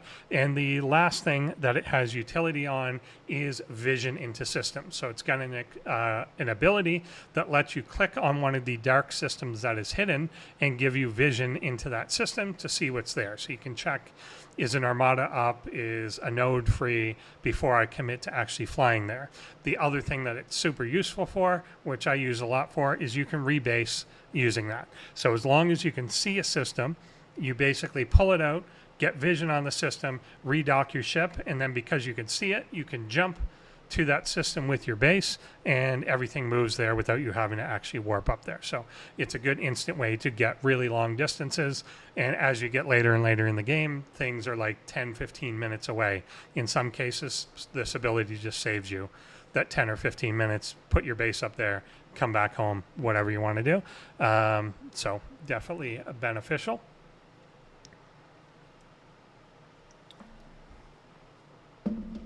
Now we're getting into the 4-star miners. Again, I'm going to rate these relatively the same. I think a lot of things are going to end up in, B or C here. There's not a lot of standouts, particularly on the miner side, but I'll put these in the B. And the reason I'm going to put them in the B, one, there's something that you can farm out. So you may want to get one of these when you hit level 41, I think it is.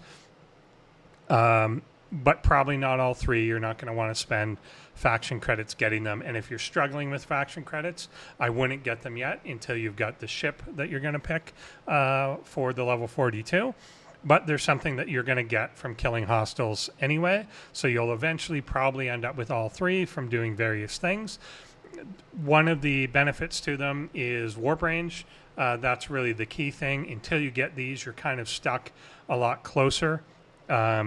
Where you've only got a few systems to pick from. This is going to let you go deeper into the 4-star space, and also they will be able to get to low 5-star space later on.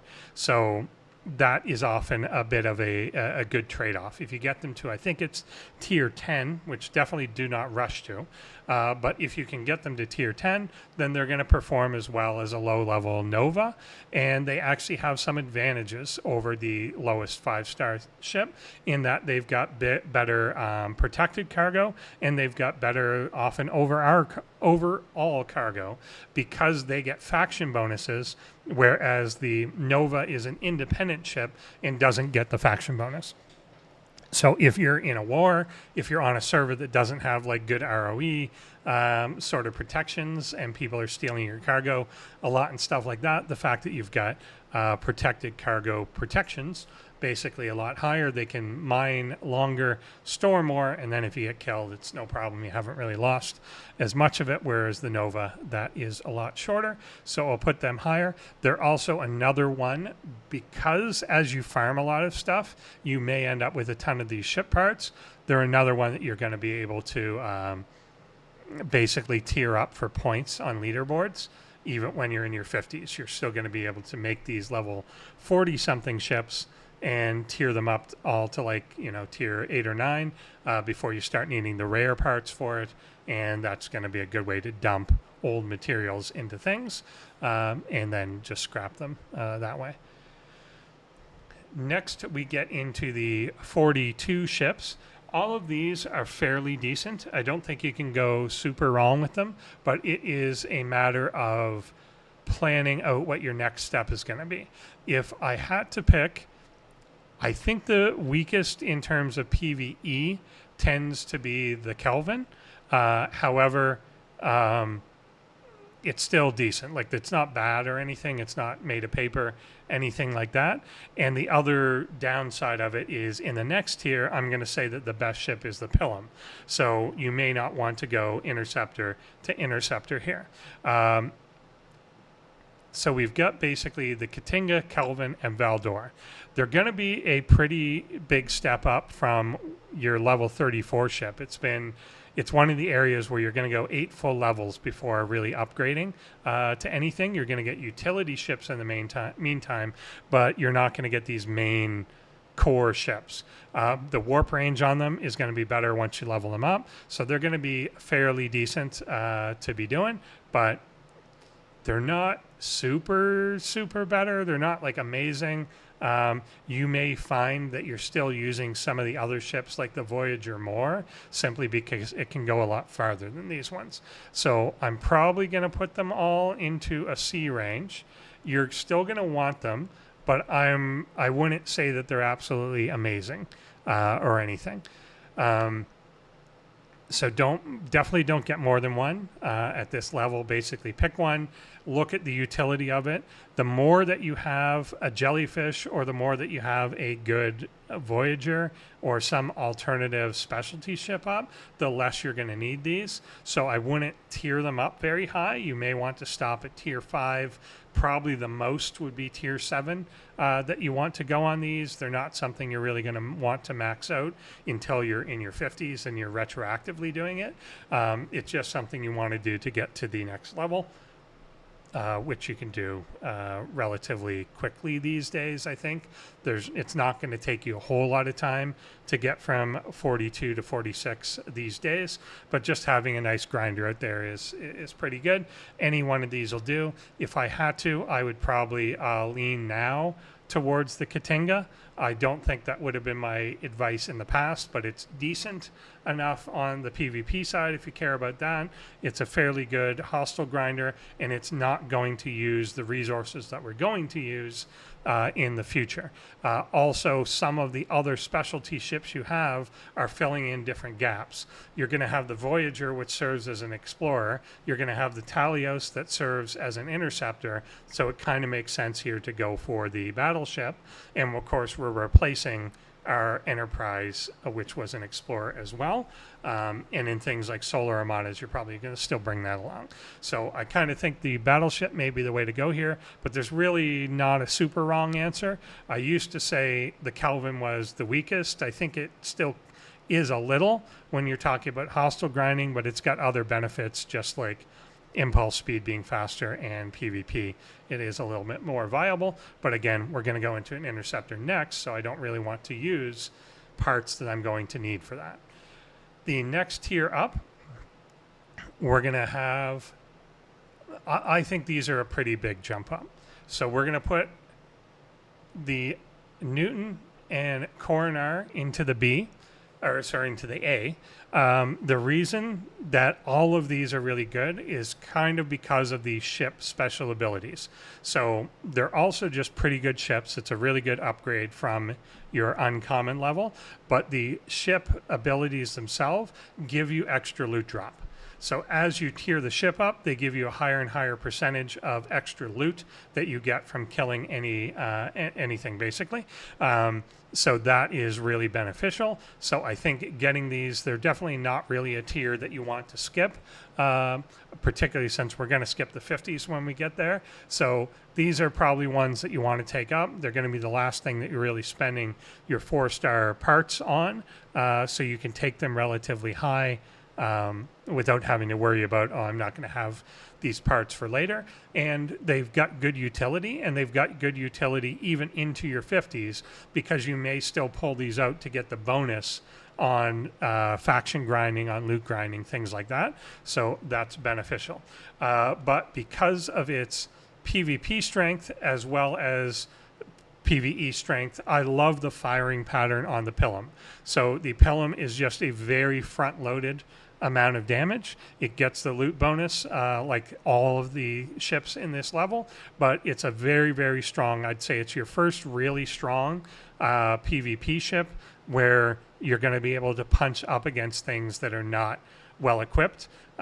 If you've got the right PvP crews going, just the weapon firing on this is meant to front load damage and just do a lot to your opponents. It's really going to ramp up the meta PvP crew, which is the Gul Dukat crew, which requires you to be firing shots and stuff. It just ramps up. Well, basically you're putting a lot of damage output in the first round.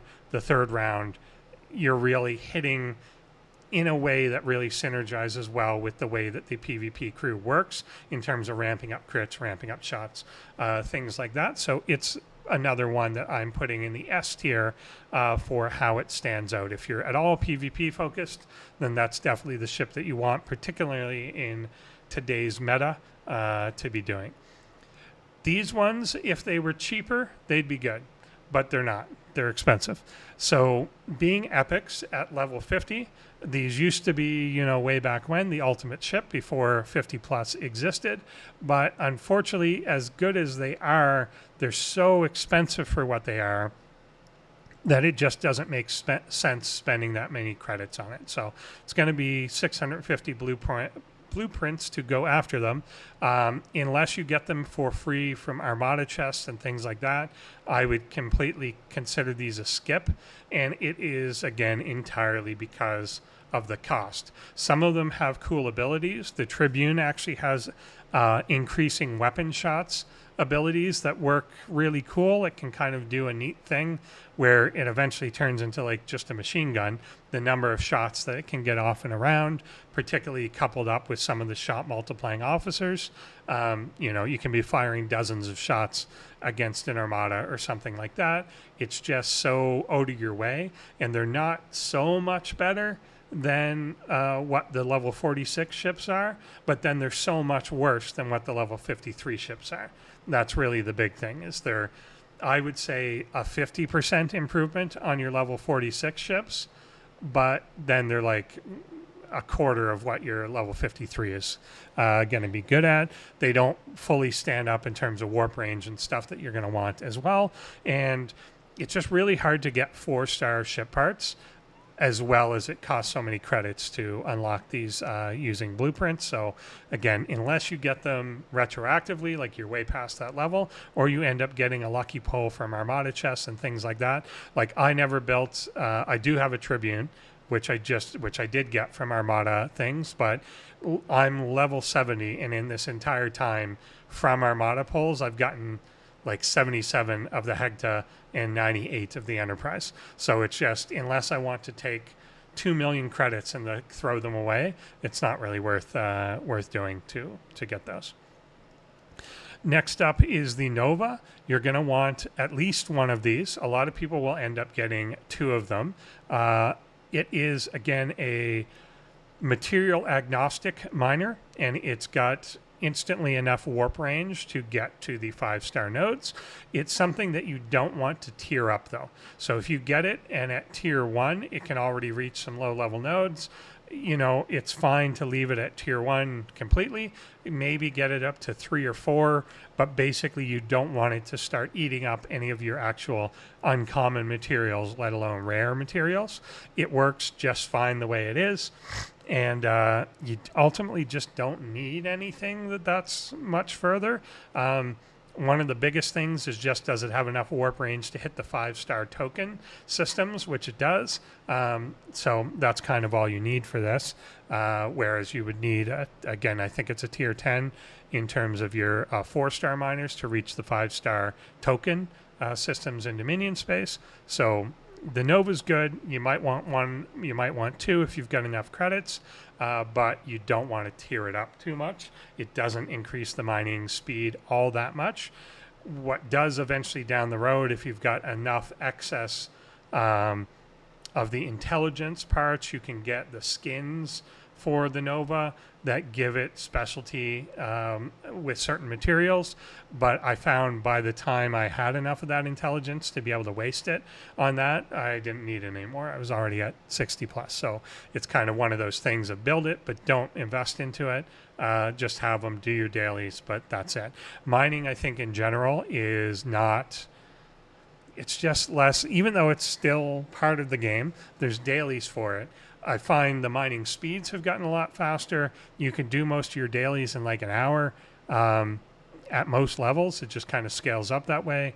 Just do that and stop. The amount of resources you get from actually doing the refines is relatively minor compared to what you get from events and other things. So it's not something I spend all day worrying about. I mine maybe an hour a day, and that's about it.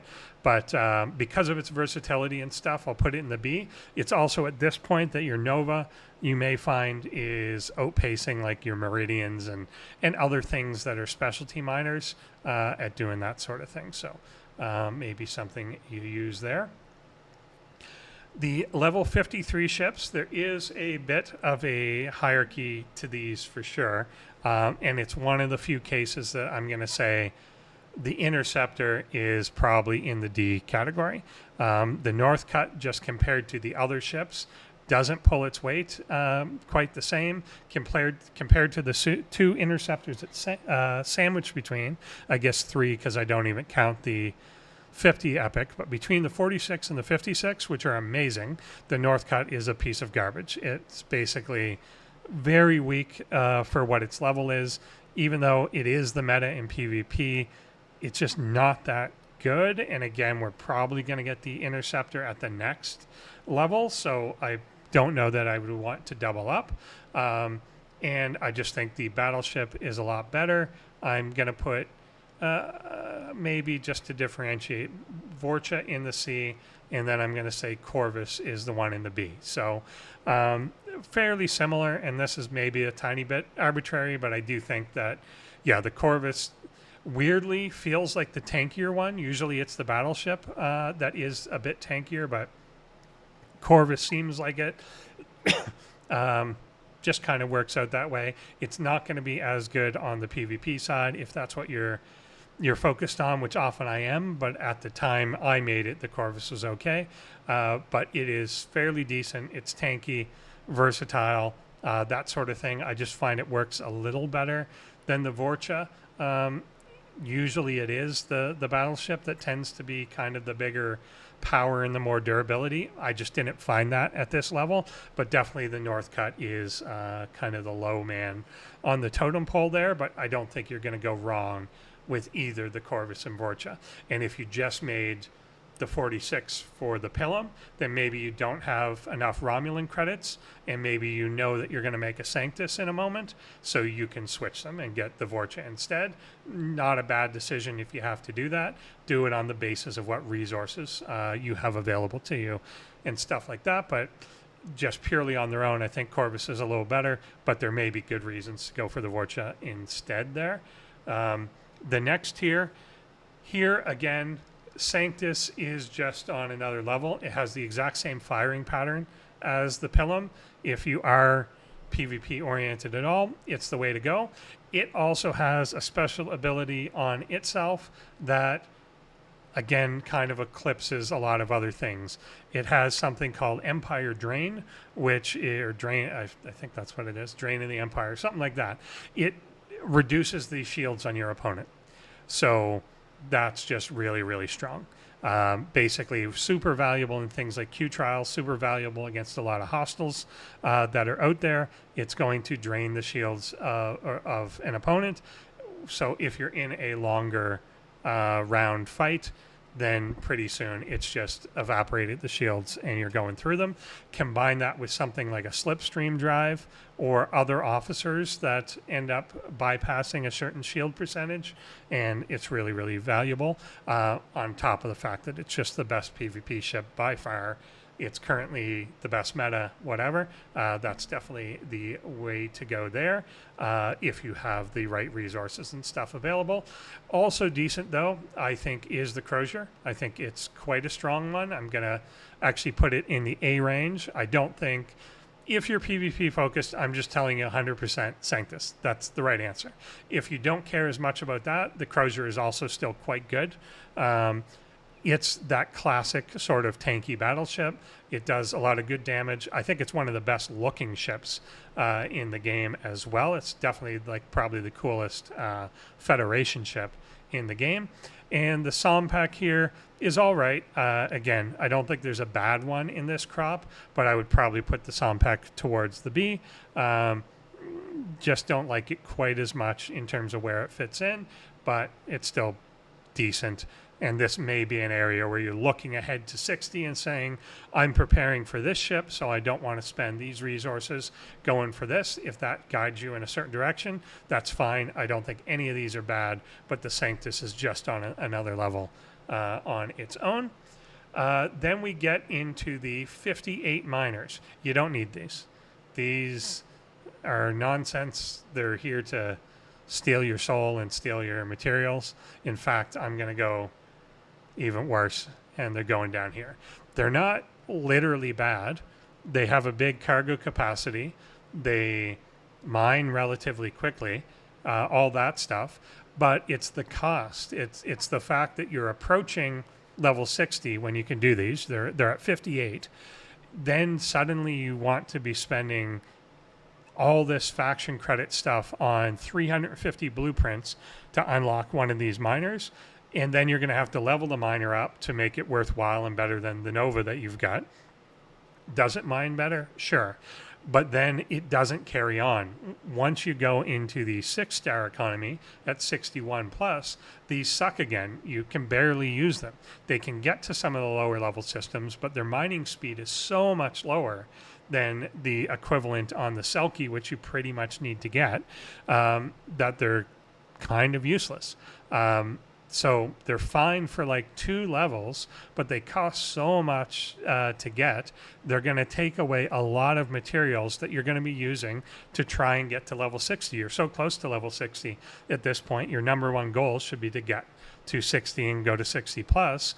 That's where your next ship is. That's where your next tier of progression is, everything.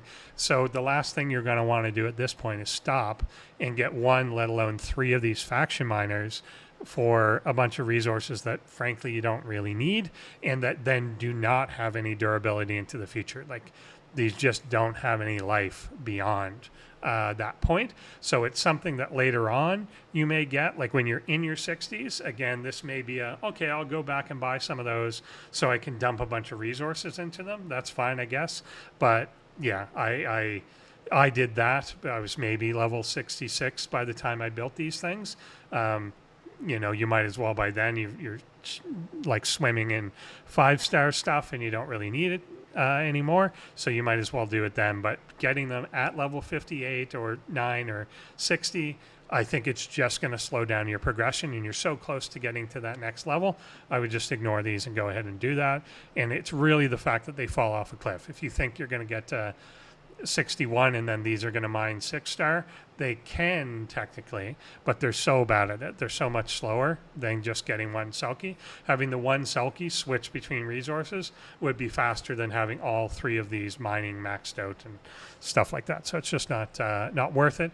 Every now and then there's a ship class that I feel is a trap, and I kind of feel like while they weren't originally, like the 50 epics were the best, but once they weren't the best and the cost has not come down, that's just a trap. If you fall into that, you're just hurting yourself for the future. And these 3 are the same thing, that you're so close to getting to 60, just get there. If you stop to get these, you're just going to slow yourself down for no reason. The epics at 60, here you've got, again, the PvP one. The best answer probably is the Rotaran. But the Sanctus is definitely the one that you've probably already built at 56. So I think you need to evaluate now resource-wise what you're going to do. So have you used too many interceptor parts to level up the Sanctus such that it's going to hurt you in terms of leveling up the Rotaran? That's something that you've got to consider. If you don't feel that you have enough parts, then I wouldn't go into that first. This is one of the few levels where I'm going to say you're eventually going to build all 3 of these, and you can. And the reason for that is because it's the first time that 100% of the resources turn over. So it's not just, it's always been the case that, you go from 3-star to 4-star to 5-star materials like your ore, crystal, and gas, but you don't ever do that on titanium and dilithium. Now at 60 plus, you do. We now switch to Sigma Power Steel, Sigma Titanium, Sigma Dilithium. So the first time ever, we can waste titanium a lot more than we used to. You can convert a small amount a day into the Sigma Titanium, but you're eventually going to get overwhelmed with that, and there's more. You're going to get more income than you can possibly convert. So don't worry about that. But so while it's probably been a little bit of a bottleneck for people coming through their 50s, keeping the titanium up, that eventually hits a point where you've just got a bunch accumulating. There's nothing you can do with it. So this is one of the few levels where you're potentially going to build all 3 of these.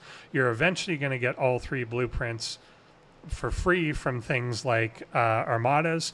If you've been keeping up with the relativity, which we haven't gotten to yet because it's a newer ship, you're going to be, as you're going through your 50s, you're getting ship part, or I keep saying ship parts, blueprints for these as you're going through and leveling that up. So you're going to have a lot of these a lot closer. It's not going to be as big of a faction drain to build these. And then I'm going to say something about the level 63 ships that, again, is going to give you more faction credits available. So this is one that ultimately you're probably going to end up building all 3, which is cool because they're all kind of cool. They're all just iconic looking ships. But I would definitely say the best one to me is the Rotaran. It's not quite at the overpowered Pilum Sanctus level, and certainly if you've built the Sanctus and you don't feel you have the resources for it, maybe don't go for it right away. The Enterprise D is in an interesting position where it has almost the opposite thing because of the Jellyfish loop that I talked about earlier. If you've been building Jellyfish, scrapping them, building Valdors or Coronaires and scrapping them, then by the time you're getting to level 60, from scrapping a Valdor or Coronaire or 2, you are swimming in rare explorer parts, so you can basically not have to worry about that at all. So you've basically pre-gotten rid of the bottleneck that you may face when you build this. So this is actually, when I hit that point, this was the first one that I went for because I knew that literally day 1 I had enough ship parts to take it to tier 12 already accumulated up and saved. And I had built a Corvus earlier too, so I already used some. But because of that Jellyfish loop that you can do, Jellyfish, Valdor, Coronaire scrapping, you're going to have so many Explorer parts if you're doing that a few times, that's not going to be the concern. My holdback at the time was Tritanium. I think that's less of a holdback these days anyway because of rating and the availability of it, that some people just literally have trillions and quadrillions of it that you could steal. So yeah, if I had enough titanium at the time, the day I built the Enterprise D, I could have gone to tier 12 because I had all the ship parts available to do it. So you may be able to put yourself in that position, giving yourself an advantage on that one. And the other one, again, I don't think you can go wrong with any of these. The Derridex, I think, is just probably the coolest looking ship in the game. It would be between the Derridex or the Tribune. But the Derridex is probably the one that you want to actually build. It just looks sleek, looks cool. It's a really good ship. All three of these are going to carry you quite a bit into the 60s. You're going to want to level them up quite a bit. These are probably the first ships where at the level you're at, you're going to want to max them. Most other things, I would say take the tier 5, tier 7, tier 9. But for the Rotaran, Enterprise, and Derridex, tier 12. You're taking them to the max, and you're probably taking eventually all three of them to the max, and they're all going to have some fun utility to them. You're still going to be using these well into your 60s, like 66 level and so on. Also, because of just they have slightly more hull capacity than some of the other ships that you'll get in the future, that you can still use these as like a grinder to pick up loot in cases where you need something a bit beefier than like a Talios, but you don't want to be using like a 66 or a 70 ship, which have really low cargo for some reason. So these ones do have, it can get into 3 or 4 million that you have in cargo capacity. So they're still useful for that sort of thing. And of course, they're cheaper to repair, which is another big thing. As you go into 60 plus, repairing your 60 plus ships are going to start costing Sigma titanium. You don't want to be wasting a lot of that. So using those, it's going to use the old materials instead of the new ones. That's a lot better way to go.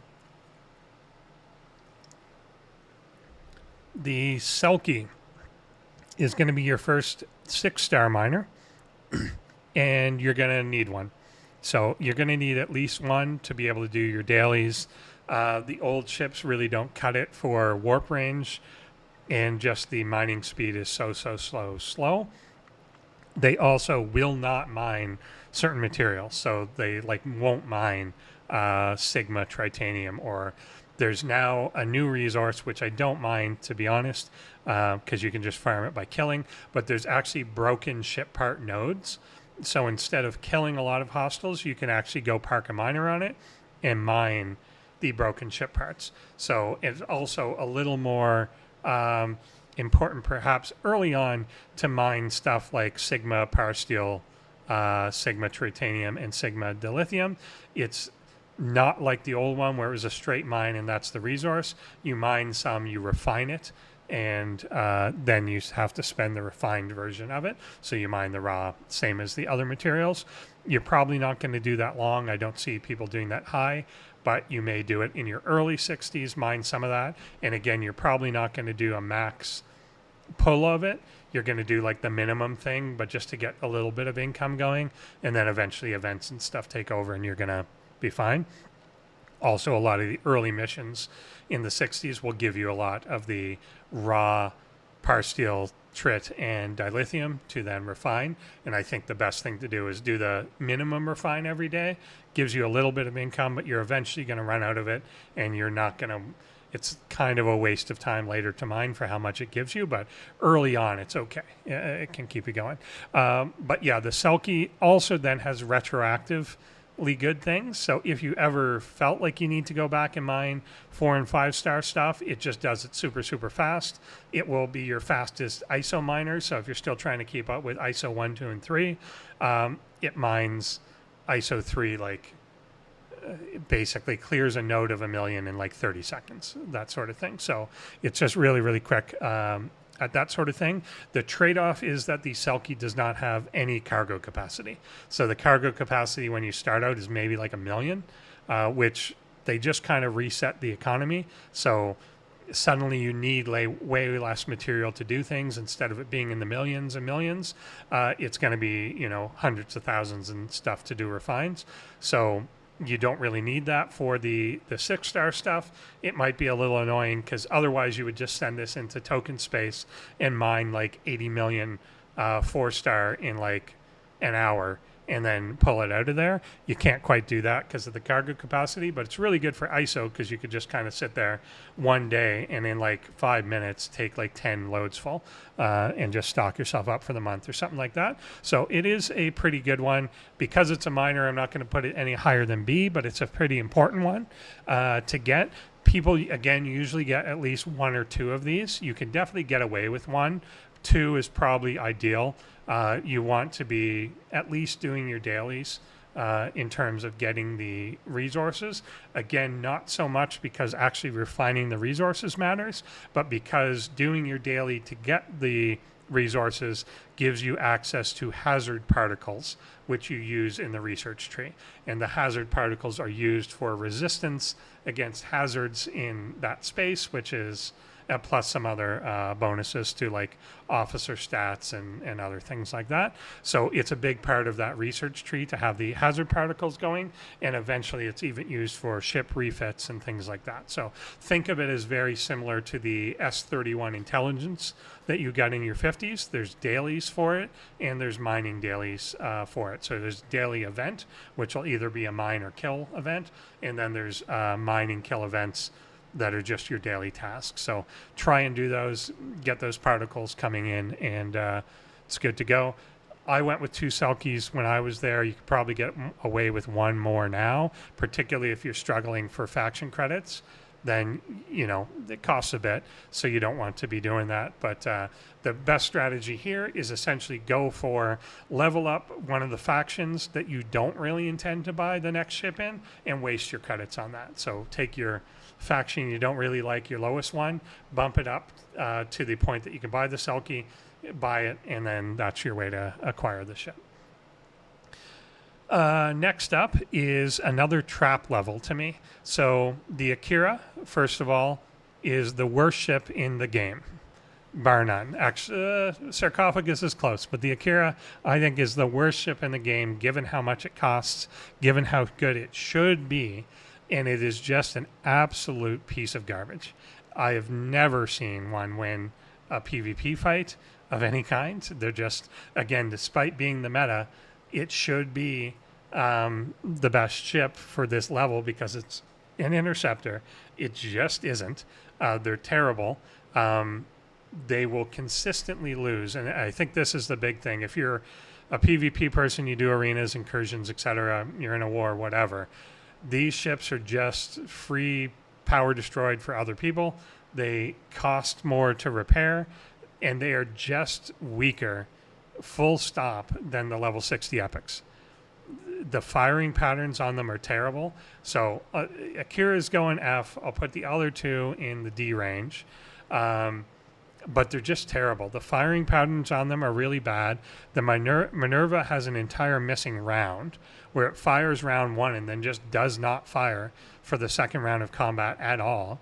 So very often you're dead before you ever get to a 3rd round. And given how many abilities like require shots to activate and things like that, it just doesn't make any sense. They're not particularly stronger than your epics. They're not particularly that much better at killing things, killing hostiles or anything like that. Your epic can easily get up to the point that it's able to take out like level 66, 67 hostiles. The biggest holdback to that used to be warp range, that you had to get a level 63 ship because the warp range of your 60 epics only goes so high. However, that's not the case anymore. You can get a slipstream drive, which you can now get for free in the con store thing, the Exile store, or you can get the Forbidden Tech, I forget the name of it, one that just recently came out that also extends warp range. So you can basically get to the higher warp range systems to do your dailies up to level 70, level 67 with no problem anymore. So that's no longer a barrier. A lot of people, I think, are tempted to get these, and here's the real trap to them, is they're tempted to get them not just to do their dailies, but there's 2 things that lure you to them. There's a research tree that requires you to tier these up in order to increase your hazard resistance for a certain type of hazard. So your Akira tier will let you add 5%, 5%, 5% to a certain type of hazard. which is kind of faction based. So kind of certain factions are more likely to have this hazard than this one, whatever. So there's a temptation to do that. The other temptation is your cube. That the cube at this level, if it was to tier up, is actually half decent, and it could be a grinder. The problem is you need to tier these ships to tier 9 in order to level the cube up to its next tier. So you shouldn't do that. And the reason why, it's going to start consuming rare ship parts. It's going to start consuming rare 6-star materials to take it that high. If it was tier 5 or something like that, I'd say knock yourself out, go for it. But because it requires you to go so high, it starts consuming rare stuff from you.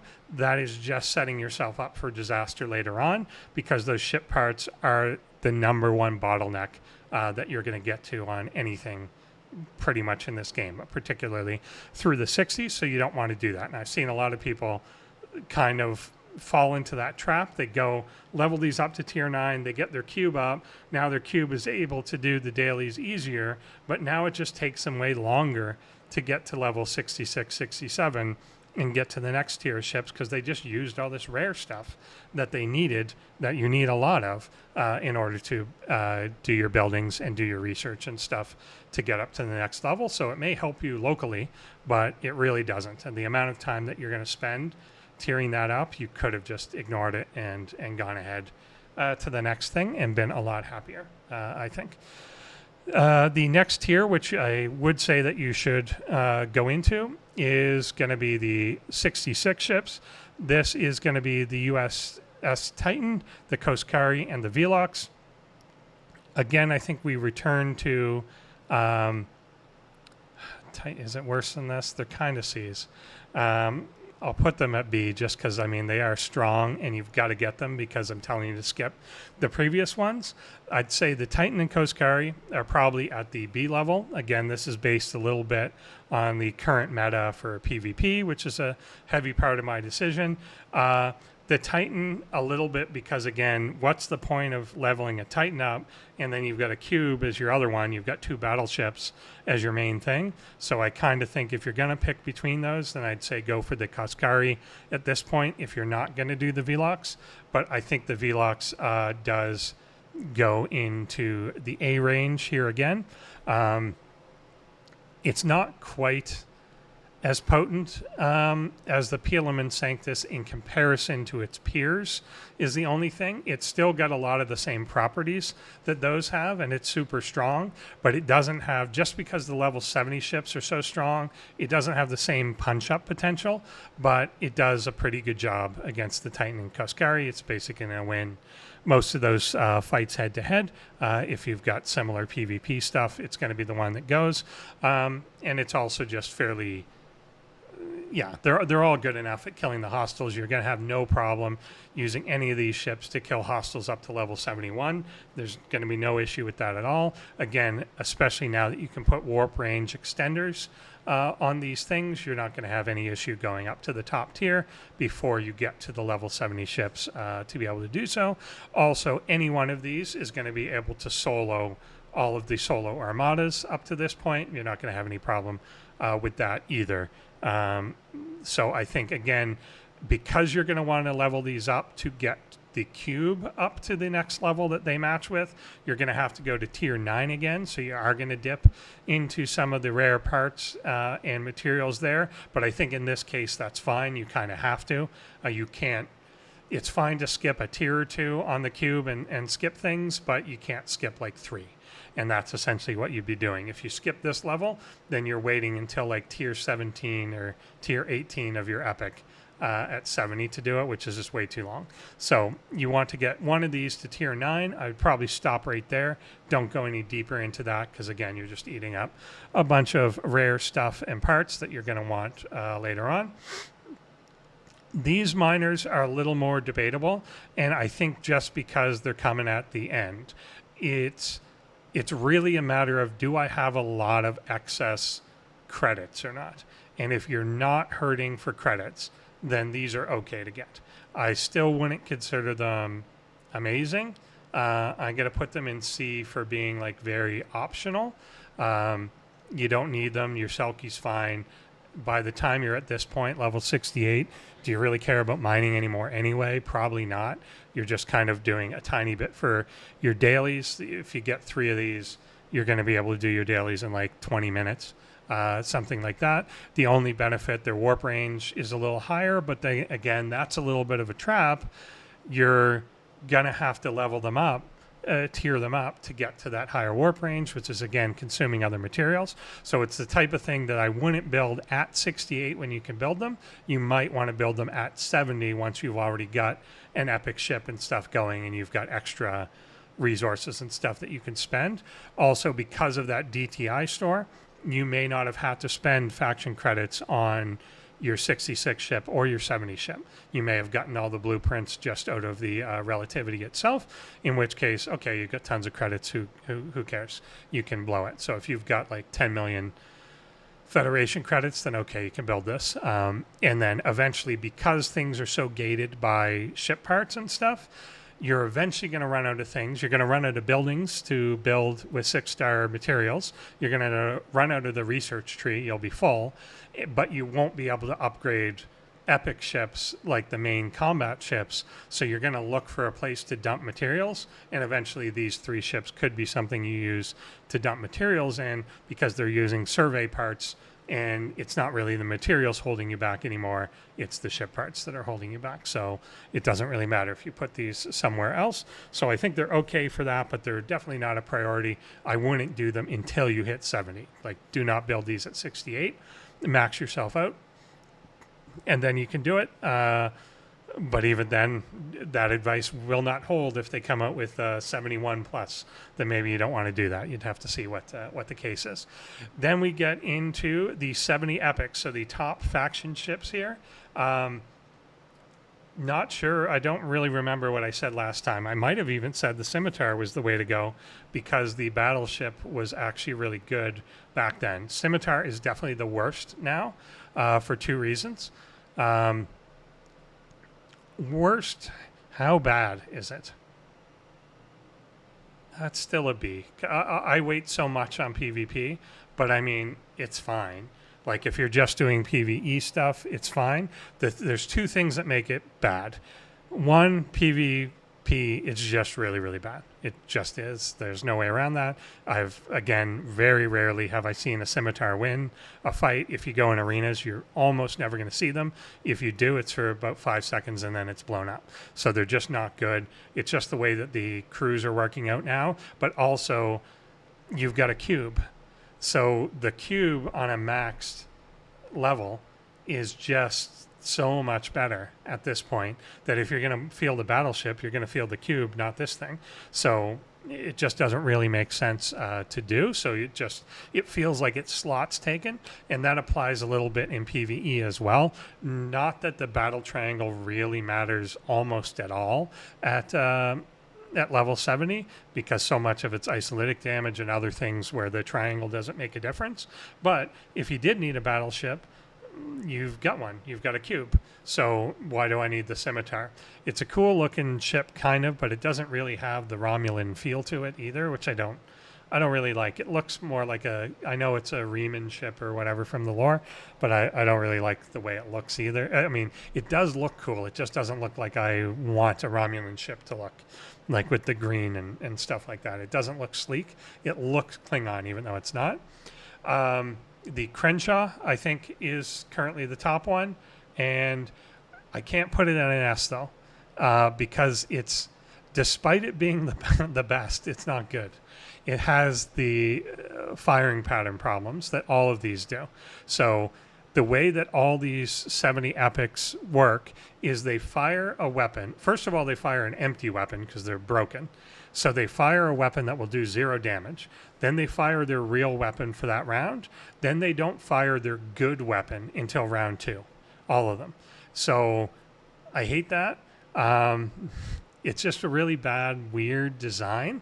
And all of them have this weird, like, 7-round cycle of weapons that they fire. So the Crenshaw, actually they all do. All of them have a weapon that doesn't fire till like round 4 or round 5 for the first time. And in both PvP and PvE right now, that's completely useless. Fights do not go that long. They did for a time. There was a time in PvP where things were going for sometimes 10 rounds plus. There was a time it went up to like 50 or so. That's not happening now. Everything is 1, 2, maybe 3 rounds. Increasingly, it's 1 round that is happening because of the cube. But basically nothing. You don't fight hostiles in 8-round fights. That just is not a thing. You basically fight them, you kill them in the first round, maybe the second round, and that's it. So having weapons that are delayed to that, they're just completely useless. Like if you're a pure PvE player, you may have a Crenshaw for like 8 months and never fire the 3rd and 4th weapon on the thing, just because there's nothing that lives that long. Maybe an Armada, something like that, but like, who really cares? There's nothing that is difficult for these ships, of course, so it just doesn't really matter. It's a weird design, so I can't put any of these in the S, even though the Crenshaw is obviously the best one, and it's just kind of, obviously one of the strongest ships. The Enterprise E is probably... yeah, but probably still in a B. I don't want to bump Scimitar to a C because it's not that bad, but the Enterprise is definitely better than the Scimitar. For both PvE and PvP, I think they are. Just kind of the way it works out. The Enterprise E also, I just think, kind of looks cooler. And it's, whatever. It's more Star Trek-y, more classic, I guess. But it works better. The PvP options, even though the Explorer crew doesn't really work, doing it with like a Freeman crew is still pretty good. It's just, they're durable, they're good. Yeah, it's good in PvE, but both of them are behind the Crenshaw in terms of that. But all 3 of them are just not optimal. Like, you could have made, the firing patterns don't make sense. They just don't really work that well. It's always been a weird problem. That's why you're kind of losing to the cube now when it's fully maxed out. But in order to fully max out the cube, you got to build one of these and max it out. So it's kind of a moot point in that sense, because you're just kind of forced to do it anyway, and you're forced to pick one. And since the cube is going to be the one that's a battleship, you're obviously going to want to pick an Explorer or an Interceptor to go with it. And I think the Interceptor is the way to go. Of course, if you've done the VLOX before this, be aware that you've consumed some of the rare parts that the Crenshaw is going to need. So that might be one of the reasons that you deviate to an Enterprise E, just to make it different than the one that you built. But you want to be planning that for a long time too. You're doing your GS31 pulls or your Gorn ship pulls. You want to be deciding which one of the ship parts am I pulling, which one am I going long term on, and in the long run you should be basically pulling the parts you need for the 70 there. So now we're into the newer ships, I guess, that have come out in the while since I did this. Let's see, should I go in on... I don't even remember what the order is, and I don't know how the heck to get back up here. The USS Reliant is good, kinda, but it's dumb. So it's just an AFK ship. There's hostiles you need to grind for faction and for parts, or whatever they're called, scraps or garbage, whatever. You just stick it out. It's similar to the Monavine. You're just putting it in the system. Hostiles run into you and die. That's it. That's all this thing is really for. There's a refinery attached to it. Most of that refinery is actually not completely tied to the Reliant itself. You can manually grind the faction and parts you need, but the Reliant is going to make it in the long run a lot easier to do. And there are portions of it that are tied to it. So the efficiency for some of the officer groups are tied to the tier of your Reliant, and some of the buffs for other ships and PvP and stuff are tied to the tier of your Reliant. So you're eventually going to need this thing. Luckily, it has a free-to-play path right away. It'll take you about 3 months to get it free to play if you're sticking up with it every day. That's fine. There's nothing super urgent in that. The annoying part is it gates Fleet Commander Con, like getting your faction up and stuff, but you can do that manually. So if you really want to, you can do that through manual fighting for 2 or 3 months. Eventually this will unlock and it'll just be something you do in the background, and that'll be it. I think it's the end of the arc, so I don't think there's anything new coming out. There was kind of concern, are you going to launch stupid Exile Armadas? They didn't do that, so you don't really need this. It's just going to be an AFK ship. It's kind of dumb. And eventually you're going to, at this point in the game, I have 200 days of common, like 150 days of uncommon. Like, I could stop doing it basically forever, and I think I'll have everything maxed out at this point. And that's only like a month in. So whatever. If you don't mind the manual grind for a month or two, do this the free-to-play way.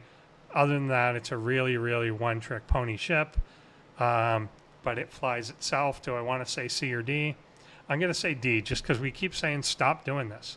Stop giving. And it was so predictable. When month 1 came out, we knew that there would be a dumb ship next month that you're going to sell us that's going to fix the problem you just created. So much of the community asked them not to do this, that I'm going to put it in a D as something. Just don't go out of your way. If you haven't bought it, I would say just don't, and get it on the free-to-play path. You're probably 2 months away now. Just do it that way and manually grind in the meantime, and it's probably not going to hurt you. The other thing with it is, because a lot of other people have it, and more players should do this, because I'm always willing to do this for other people, is I've got this ship out because I'm grinding for like the faction or the chest tokens and stuff like that, but I don't care at all about the loot on it. So if you're a like level 40 or 50 player out there or something in another alliance, ask a bigger player that you see doing that. Do you mind if I kill your ship once? Like, can you let me kill your ship to give me the loot? And then it's probably enough loot for you for like a week or something.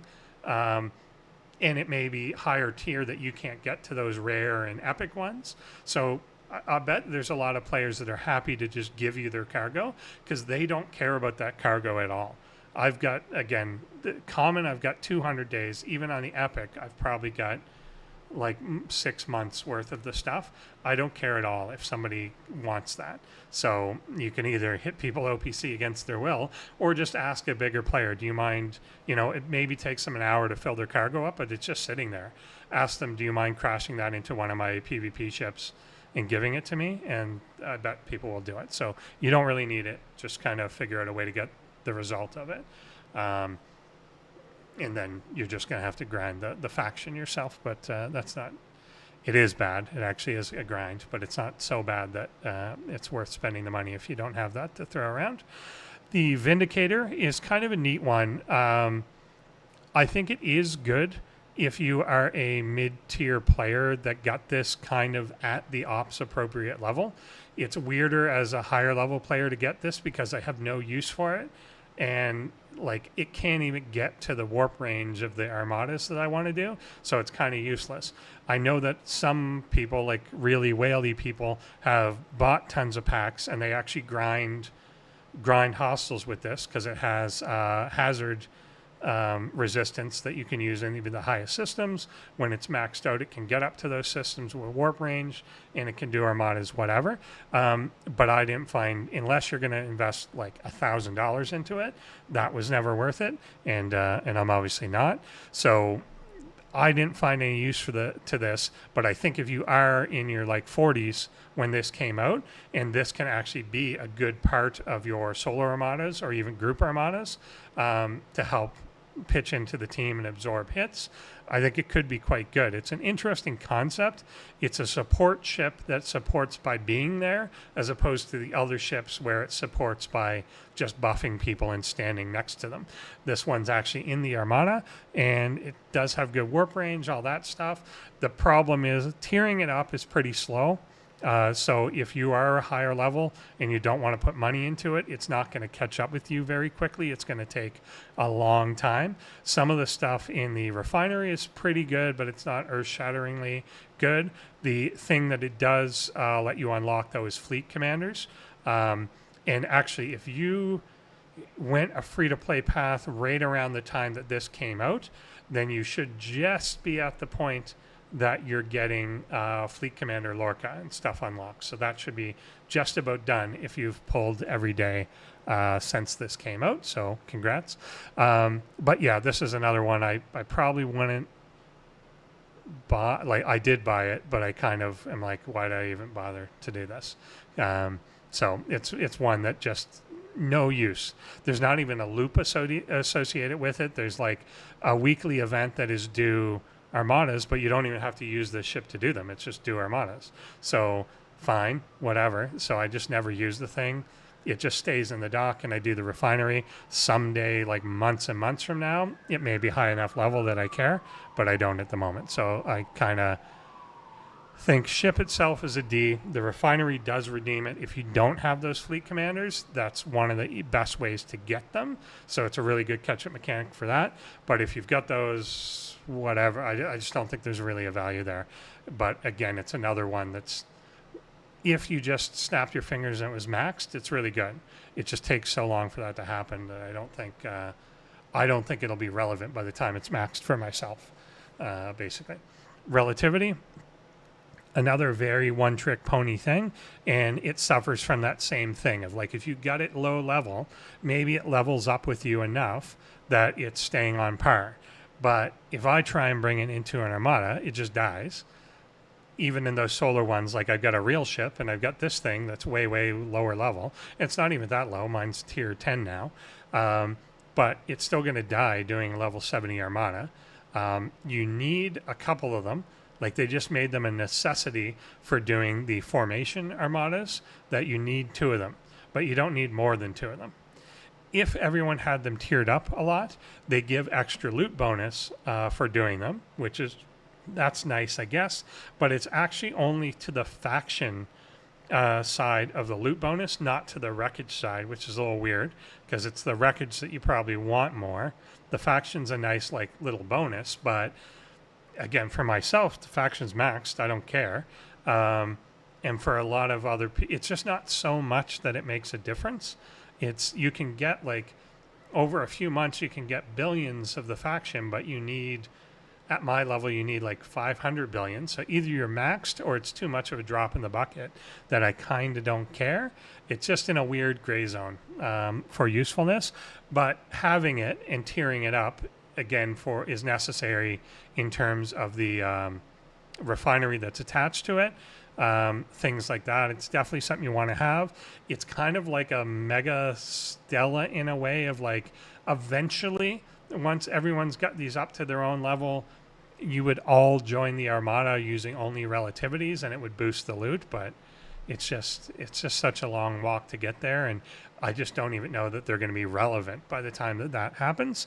It's all relative, I guess. But I think I don't know, it may not even be a C. It's probably a D, to be honest. If it wasn't for the refinery, this ship doesn't do anything. You only need 2 people in the whole alliance to have it. And you're good. So it's just kind of a weird one.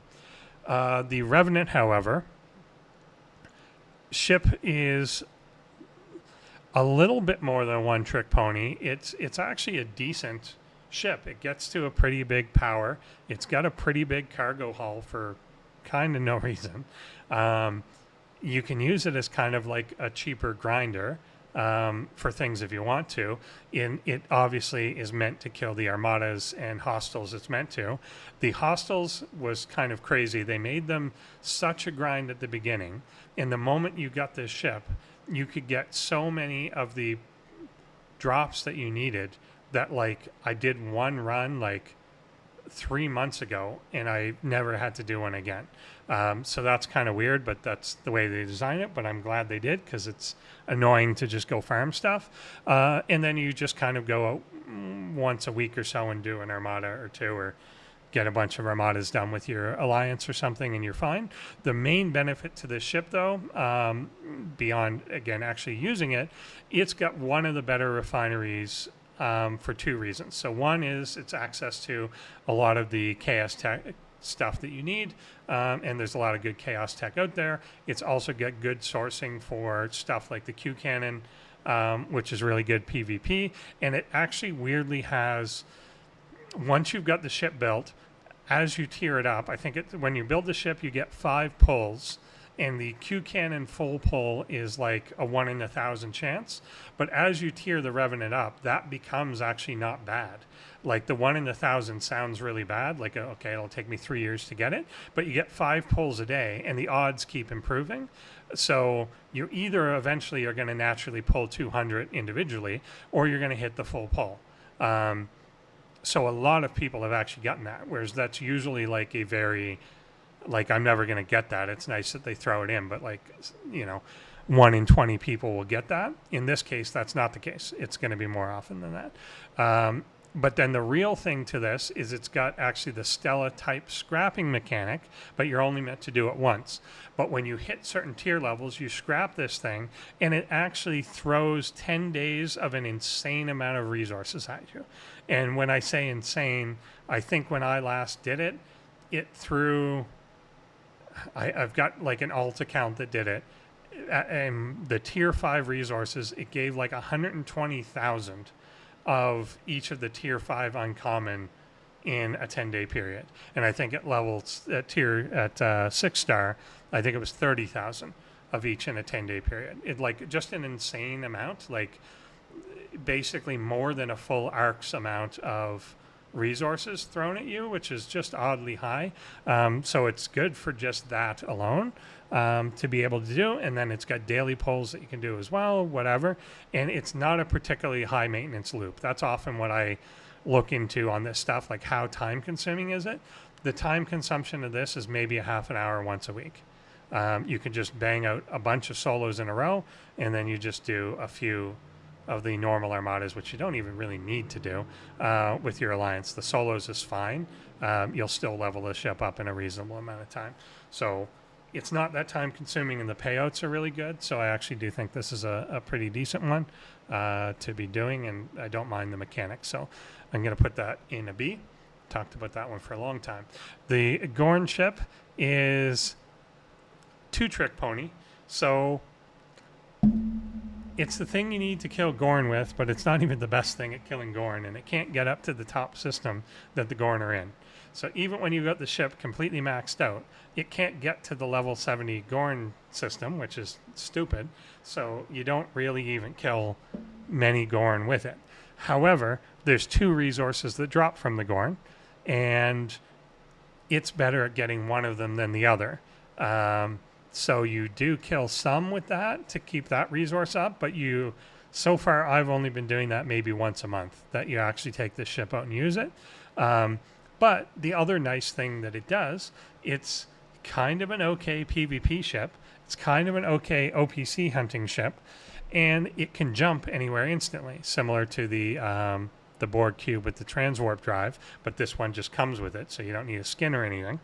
Can jump anywhere instantly, so it's good for like just running around hunting and responding to stuff quick.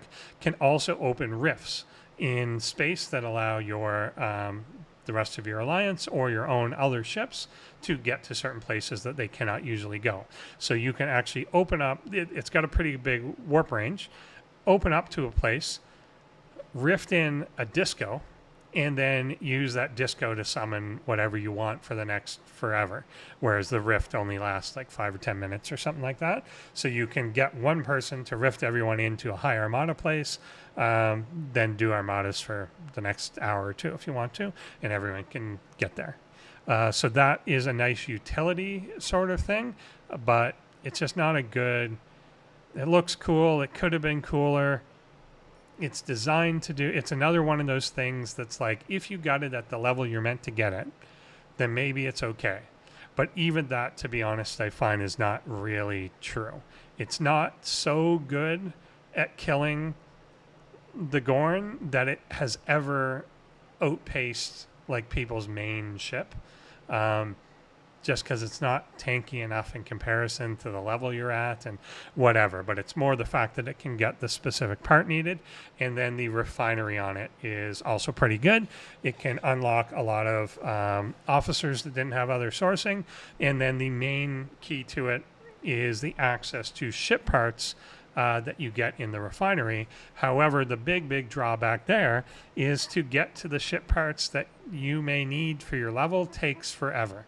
So to get it to the point that was giving me 6-star ship parts was tier 14.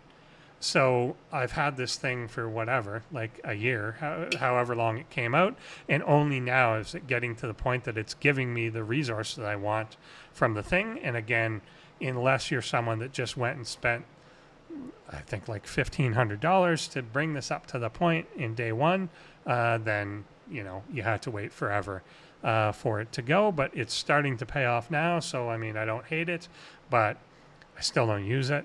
And you only use it for that one utility sort of thing. So it's not the best. The Protector has a couple utilities. It's another create a problem so we can solve a problem sort of ship. They created a special hazard that it has protection against. Lovely, whatever. So it's good at farming some of the mirror stuff. It's meant obviously for the mirror universe, which how they shove together the Galaxy Quest and the mirror universe of Star Trek, whatever. But it does that, and it can farm you a lot of the Trellium stuff. It's weirdly a miner. 95% of the time I'm using this, it's to mine. It also has a mechanic on it that is, in some sense, underutilized, I think, by a lot of people. It's got its Omega 13 ability, which can keep a ship alive even after it's died. So that has a lot of utility in things like PvP, but also potentially in areas where you will lose your cargo, like the mirror universe. Like, it's most of the time I see people use it, they use it on the ship itself. So they send it into the mirror universe. The intention, I think, was to Omega yourself, grind a lot to the point that you're going to die. You die, then it regens a lot of your hull, and you can grind another, like, most of your hull again. So by default, it regens like 10% or something. You can upgrade that. I've honestly never bothered to upgrade that because I don't care, and there's better resources or better researches available in that. So that one's a really good one. But for the arena and stuff, I've seen people do this, and I've done it myself. You can send it in, put the Omega on a ship that you intend to have join an armada, then kind of run into the armada last second, and when somebody kills you, they don't really kill you because you just kind of respawn alive, and then if you're within the 10 seconds, they can't hit you again. So that's kind of it. It just gives you a double life that if somebody tries to intercept you, they have to have time to kill you twice. Be able to pick you off twice before that goes down. You combine that with the second ship coming in, it's hard to stop all of it. So it's kind of nice. I don't know if I want to put it into a B, because it's another one of those ones I just hate the ship. Like, I hate that they made this thing. It's really dumb. It just created a problem to solve it, sort of thing. And I don't like that they did that, and it's mostly a minor anyway. But it's not. The other real big problem I have with it is how long they made this one to tier up to. I think, again, mine is at tier 11 at the moment. I didn't put any money into it or anything because I just don't do that for the specialty ships. I'll tend to buy them, but I'm not going to put money into them to tier them up. So it just takes forever to get up to the level that you're using them, sort of thing. So it's just now getting to the point that it's a decent miner, but it's still not a good hostile killer. It's still not a good anything else. It's just kind of there. And then as you tier it up, the refineries and stuff get a little bit better, but by the time I've got it to this tier, I kind of don't care about most of those refineries anymore. I've already maxed the pulls from them, and I think that's a good metric of, like, if there's something that the pull from it gets better as you tier it up, but I've maxed the thing that I need from it before my ship is at max tier, then you just made the tiering up process too slow. Like, it doesn't make a lot of sense. So I don't know. That's the way it is, but I don't love it, but it's whatever. This one, more recent specialty ship, it probably does. I can't put any specialty like this in an A, except maybe the Talios, which is already there. Does it hit that point? It is. I'll still say a B, and here's why. So again, it's my PvP bias that it has a valuable purpose for PvP. The debuff on it is crazy. It's crazy good. You don't spend any resource to use it. It's just a timer. So as long as the refresh is up, you use it again. You can't run out of it. So it's whatever. The multi-split beam that kills a bunch of hostiles, effectively irrelevant. I don't care about that. It's kind of cute. You can use it for a few things, but it's irrelevant. I've seen people use it in arenas to kill some of the hostiles on the other side, but if you use it on the hostiles, you can't use it on the enemy ship, which I think is worse. So I'd rather do that. So I don't use it to kill the hostiles. And if you just put loot crews on that, you don't need to kill 4 things. You can max out your thing by killing 1 anyway. So that doesn't make sense to me, but I've seen a lot of people do that, so they like the strategy. I guess the idea is to clear your opponent's side, so it takes them longer to get to something, which is fine. But, whatever. But the real benefit to it is is just the ship parts again. So it's got a refinery that gives you access to some officers that are like, okay, so Giorgio's in there, so that's pretty good. But it's the ship parts. So this one, unlike the Gorn ship and unlike a lot of the other ship sources where you have to tier it up to an appropriate tier to start getting the parts you want, it's always got the parts you want from a pretty low tier. And then it doesn't, the big key to it too, which I love, is it doesn't obsolesce the old parts, which a lot of things do, which is really, really obnoxious. So a lot of the polls, once you get Voyager to a certain tier, it stops giving you 4-star parts and it only gives you 5. And other things are like that too. Chests for armadas, Bajoran type stuff, or like as you tier up, it tiers with you, but it stops giving the old ones. But the old ones are usually still quite valuable, that you actually still want those 4-star parts to come with you, or the 5-star parts to come with you. Mostly the 4 you see this done to, and it doesn't give you the old ones. This one does continue to give you the old ones, and it gives a pretty decent amount of them. So again, I'm not near maxing the GS31, but once you do max it out, the refinery pulls that you get from it can be, I think the math is, and they keep changing the packs, but last I checked, a max pull from it is basically 7 days worth, is like $100 pack worth of the ship parts, not the other stuff, but the ship parts at least. And since that's your bottleneck, that's kind of the part that really matters. So I think that's pretty key to the whole thing. It was kind of designed, where it falls apart to me, it was designed for these waves. But again, it's a level chasing thing. If you're a low level player and you got this low, that's great, because then it can level up with you as you're doing the waves and as you're progressing, and it's probably appropriate. If you're a higher level player, like 50s and above, let alone 70, then getting this thing at tier 1 and then kind of tiering it along, it's a useless piece of junk because it can't kill anything. I need to get it to my level before it's able to participate really in the waves. And then if somebody's gone for the free-to-play route, you probably haven't unlocked it yet. You're probably unlocking it like next month or something. So, okay, you'll unlock it and you're a level, whatever, 58 player, let's say. Okay, you unlock it. Now it's going to take 5-6 months for you to get it to a level where it's useful to you. It's never going to serve the purpose it's meant to serve, because the players way out leveled that purpose, and anyone frankly that was enough of a whale to max the thing out probably just has the 3 epic ships in a cube that they can do it anyway without the damn thing. So it kind of doesn't, it fulfills a niche that does not need to be fulfilled in terms of the purpose that was intended to do. But nevertheless, the refinery is good, and it's actually a fairly strong hostile grinder on its own. They made it that the damage per round that it does is really high. It's a lot of damage output. It's essentially a cube interceptor. It's got a very similar firing pattern, shoots a lot, has a lot of that sort of ability to it. And then PvP wise, they made the beam on it way too strong. In my mind, it can basically one shot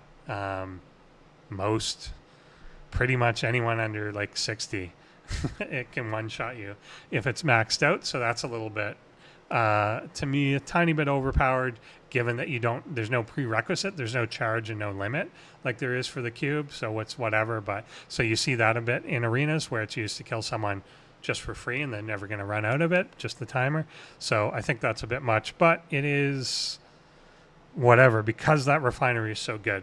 I'll put it in a B, even though I feel like some ships are a one-trick pony. This is literally a no-trick pony. There's no trick that it does that it was intended to do. It just does a bunch of side things that isn't the main feature of it, but it does those well.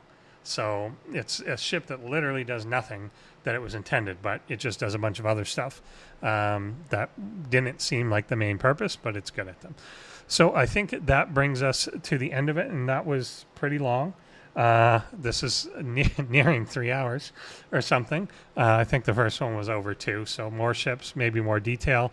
I tried to do that. I maybe should have said this up front. Well, I think I did. That we're going approximately in like shipyard level, so people can click around to the part that maybe seemed relevant to them and get what they wanted or whatever. But there you go. Let me know what you think of this. I think I've also had a bunch of people ask me to redo the officers, which I'm doing that this week, and there's new officers out on Tuesday. So I figured there's no point doing it this weekend when there's new ones out. I'll wait, but I figured there's probably no ship this arc, so it was a good time to do this one. But I think I'll do the officer refresh. There's even more of those, but some of them there's kind of nothing to talk about. But I hope this helped. I'm just kind of looking over my own results to see, do I agree with what I said? Definitely agree with my bottom tier. Should anything else have been promoted to the S tier level? Hard to say. I don't think so, though. I kind of think if there was an S plus, the Enterprise, the original Enterprise there is the standout. It's the one that is most disproportionately strong compared to the other options at its level. So I'm good with that. That's the one that I'm like, everything else, do what you want. But when you're level 34, buy that. That's kind of the way you want to go. But yeah, I think you get the sense I don't really like mining that much. And I don't really like utility ships. The Borg cube is the other one that, if you consider it at different phases, could be a lot higher. But to me is not, because it takes so long to get there. So if I talk about it during its whole life cycle, it is not good for most of its life cycle. It is a stupid, hungry caterpillar that turns into a butterfly at the very end. And then that's kind of it. But yeah, so curious, leave comments down below if you agree with these, if you found any ship that you thought was particularly useful, particularly a standout, or particularly bad that I may have rated high. Let me know what your tier ranking is. I'm going to put a link to this in the description below as well. And I think you can save these on here. So I'm going to save my results and put that as well. If you fill out your own, I'd love to see where other people are putting some of these things. And I know people have different values. I've obviously very PvP heavy, as the rest of my channel will attest to. So that's my perspective. If you don't do that at all, you may have a completely different perspective on how to do this. Curious what you did, and so on. I never bothered to say this, but after 3 hours, if you're still here, like and subscribe. Thanks. Bye.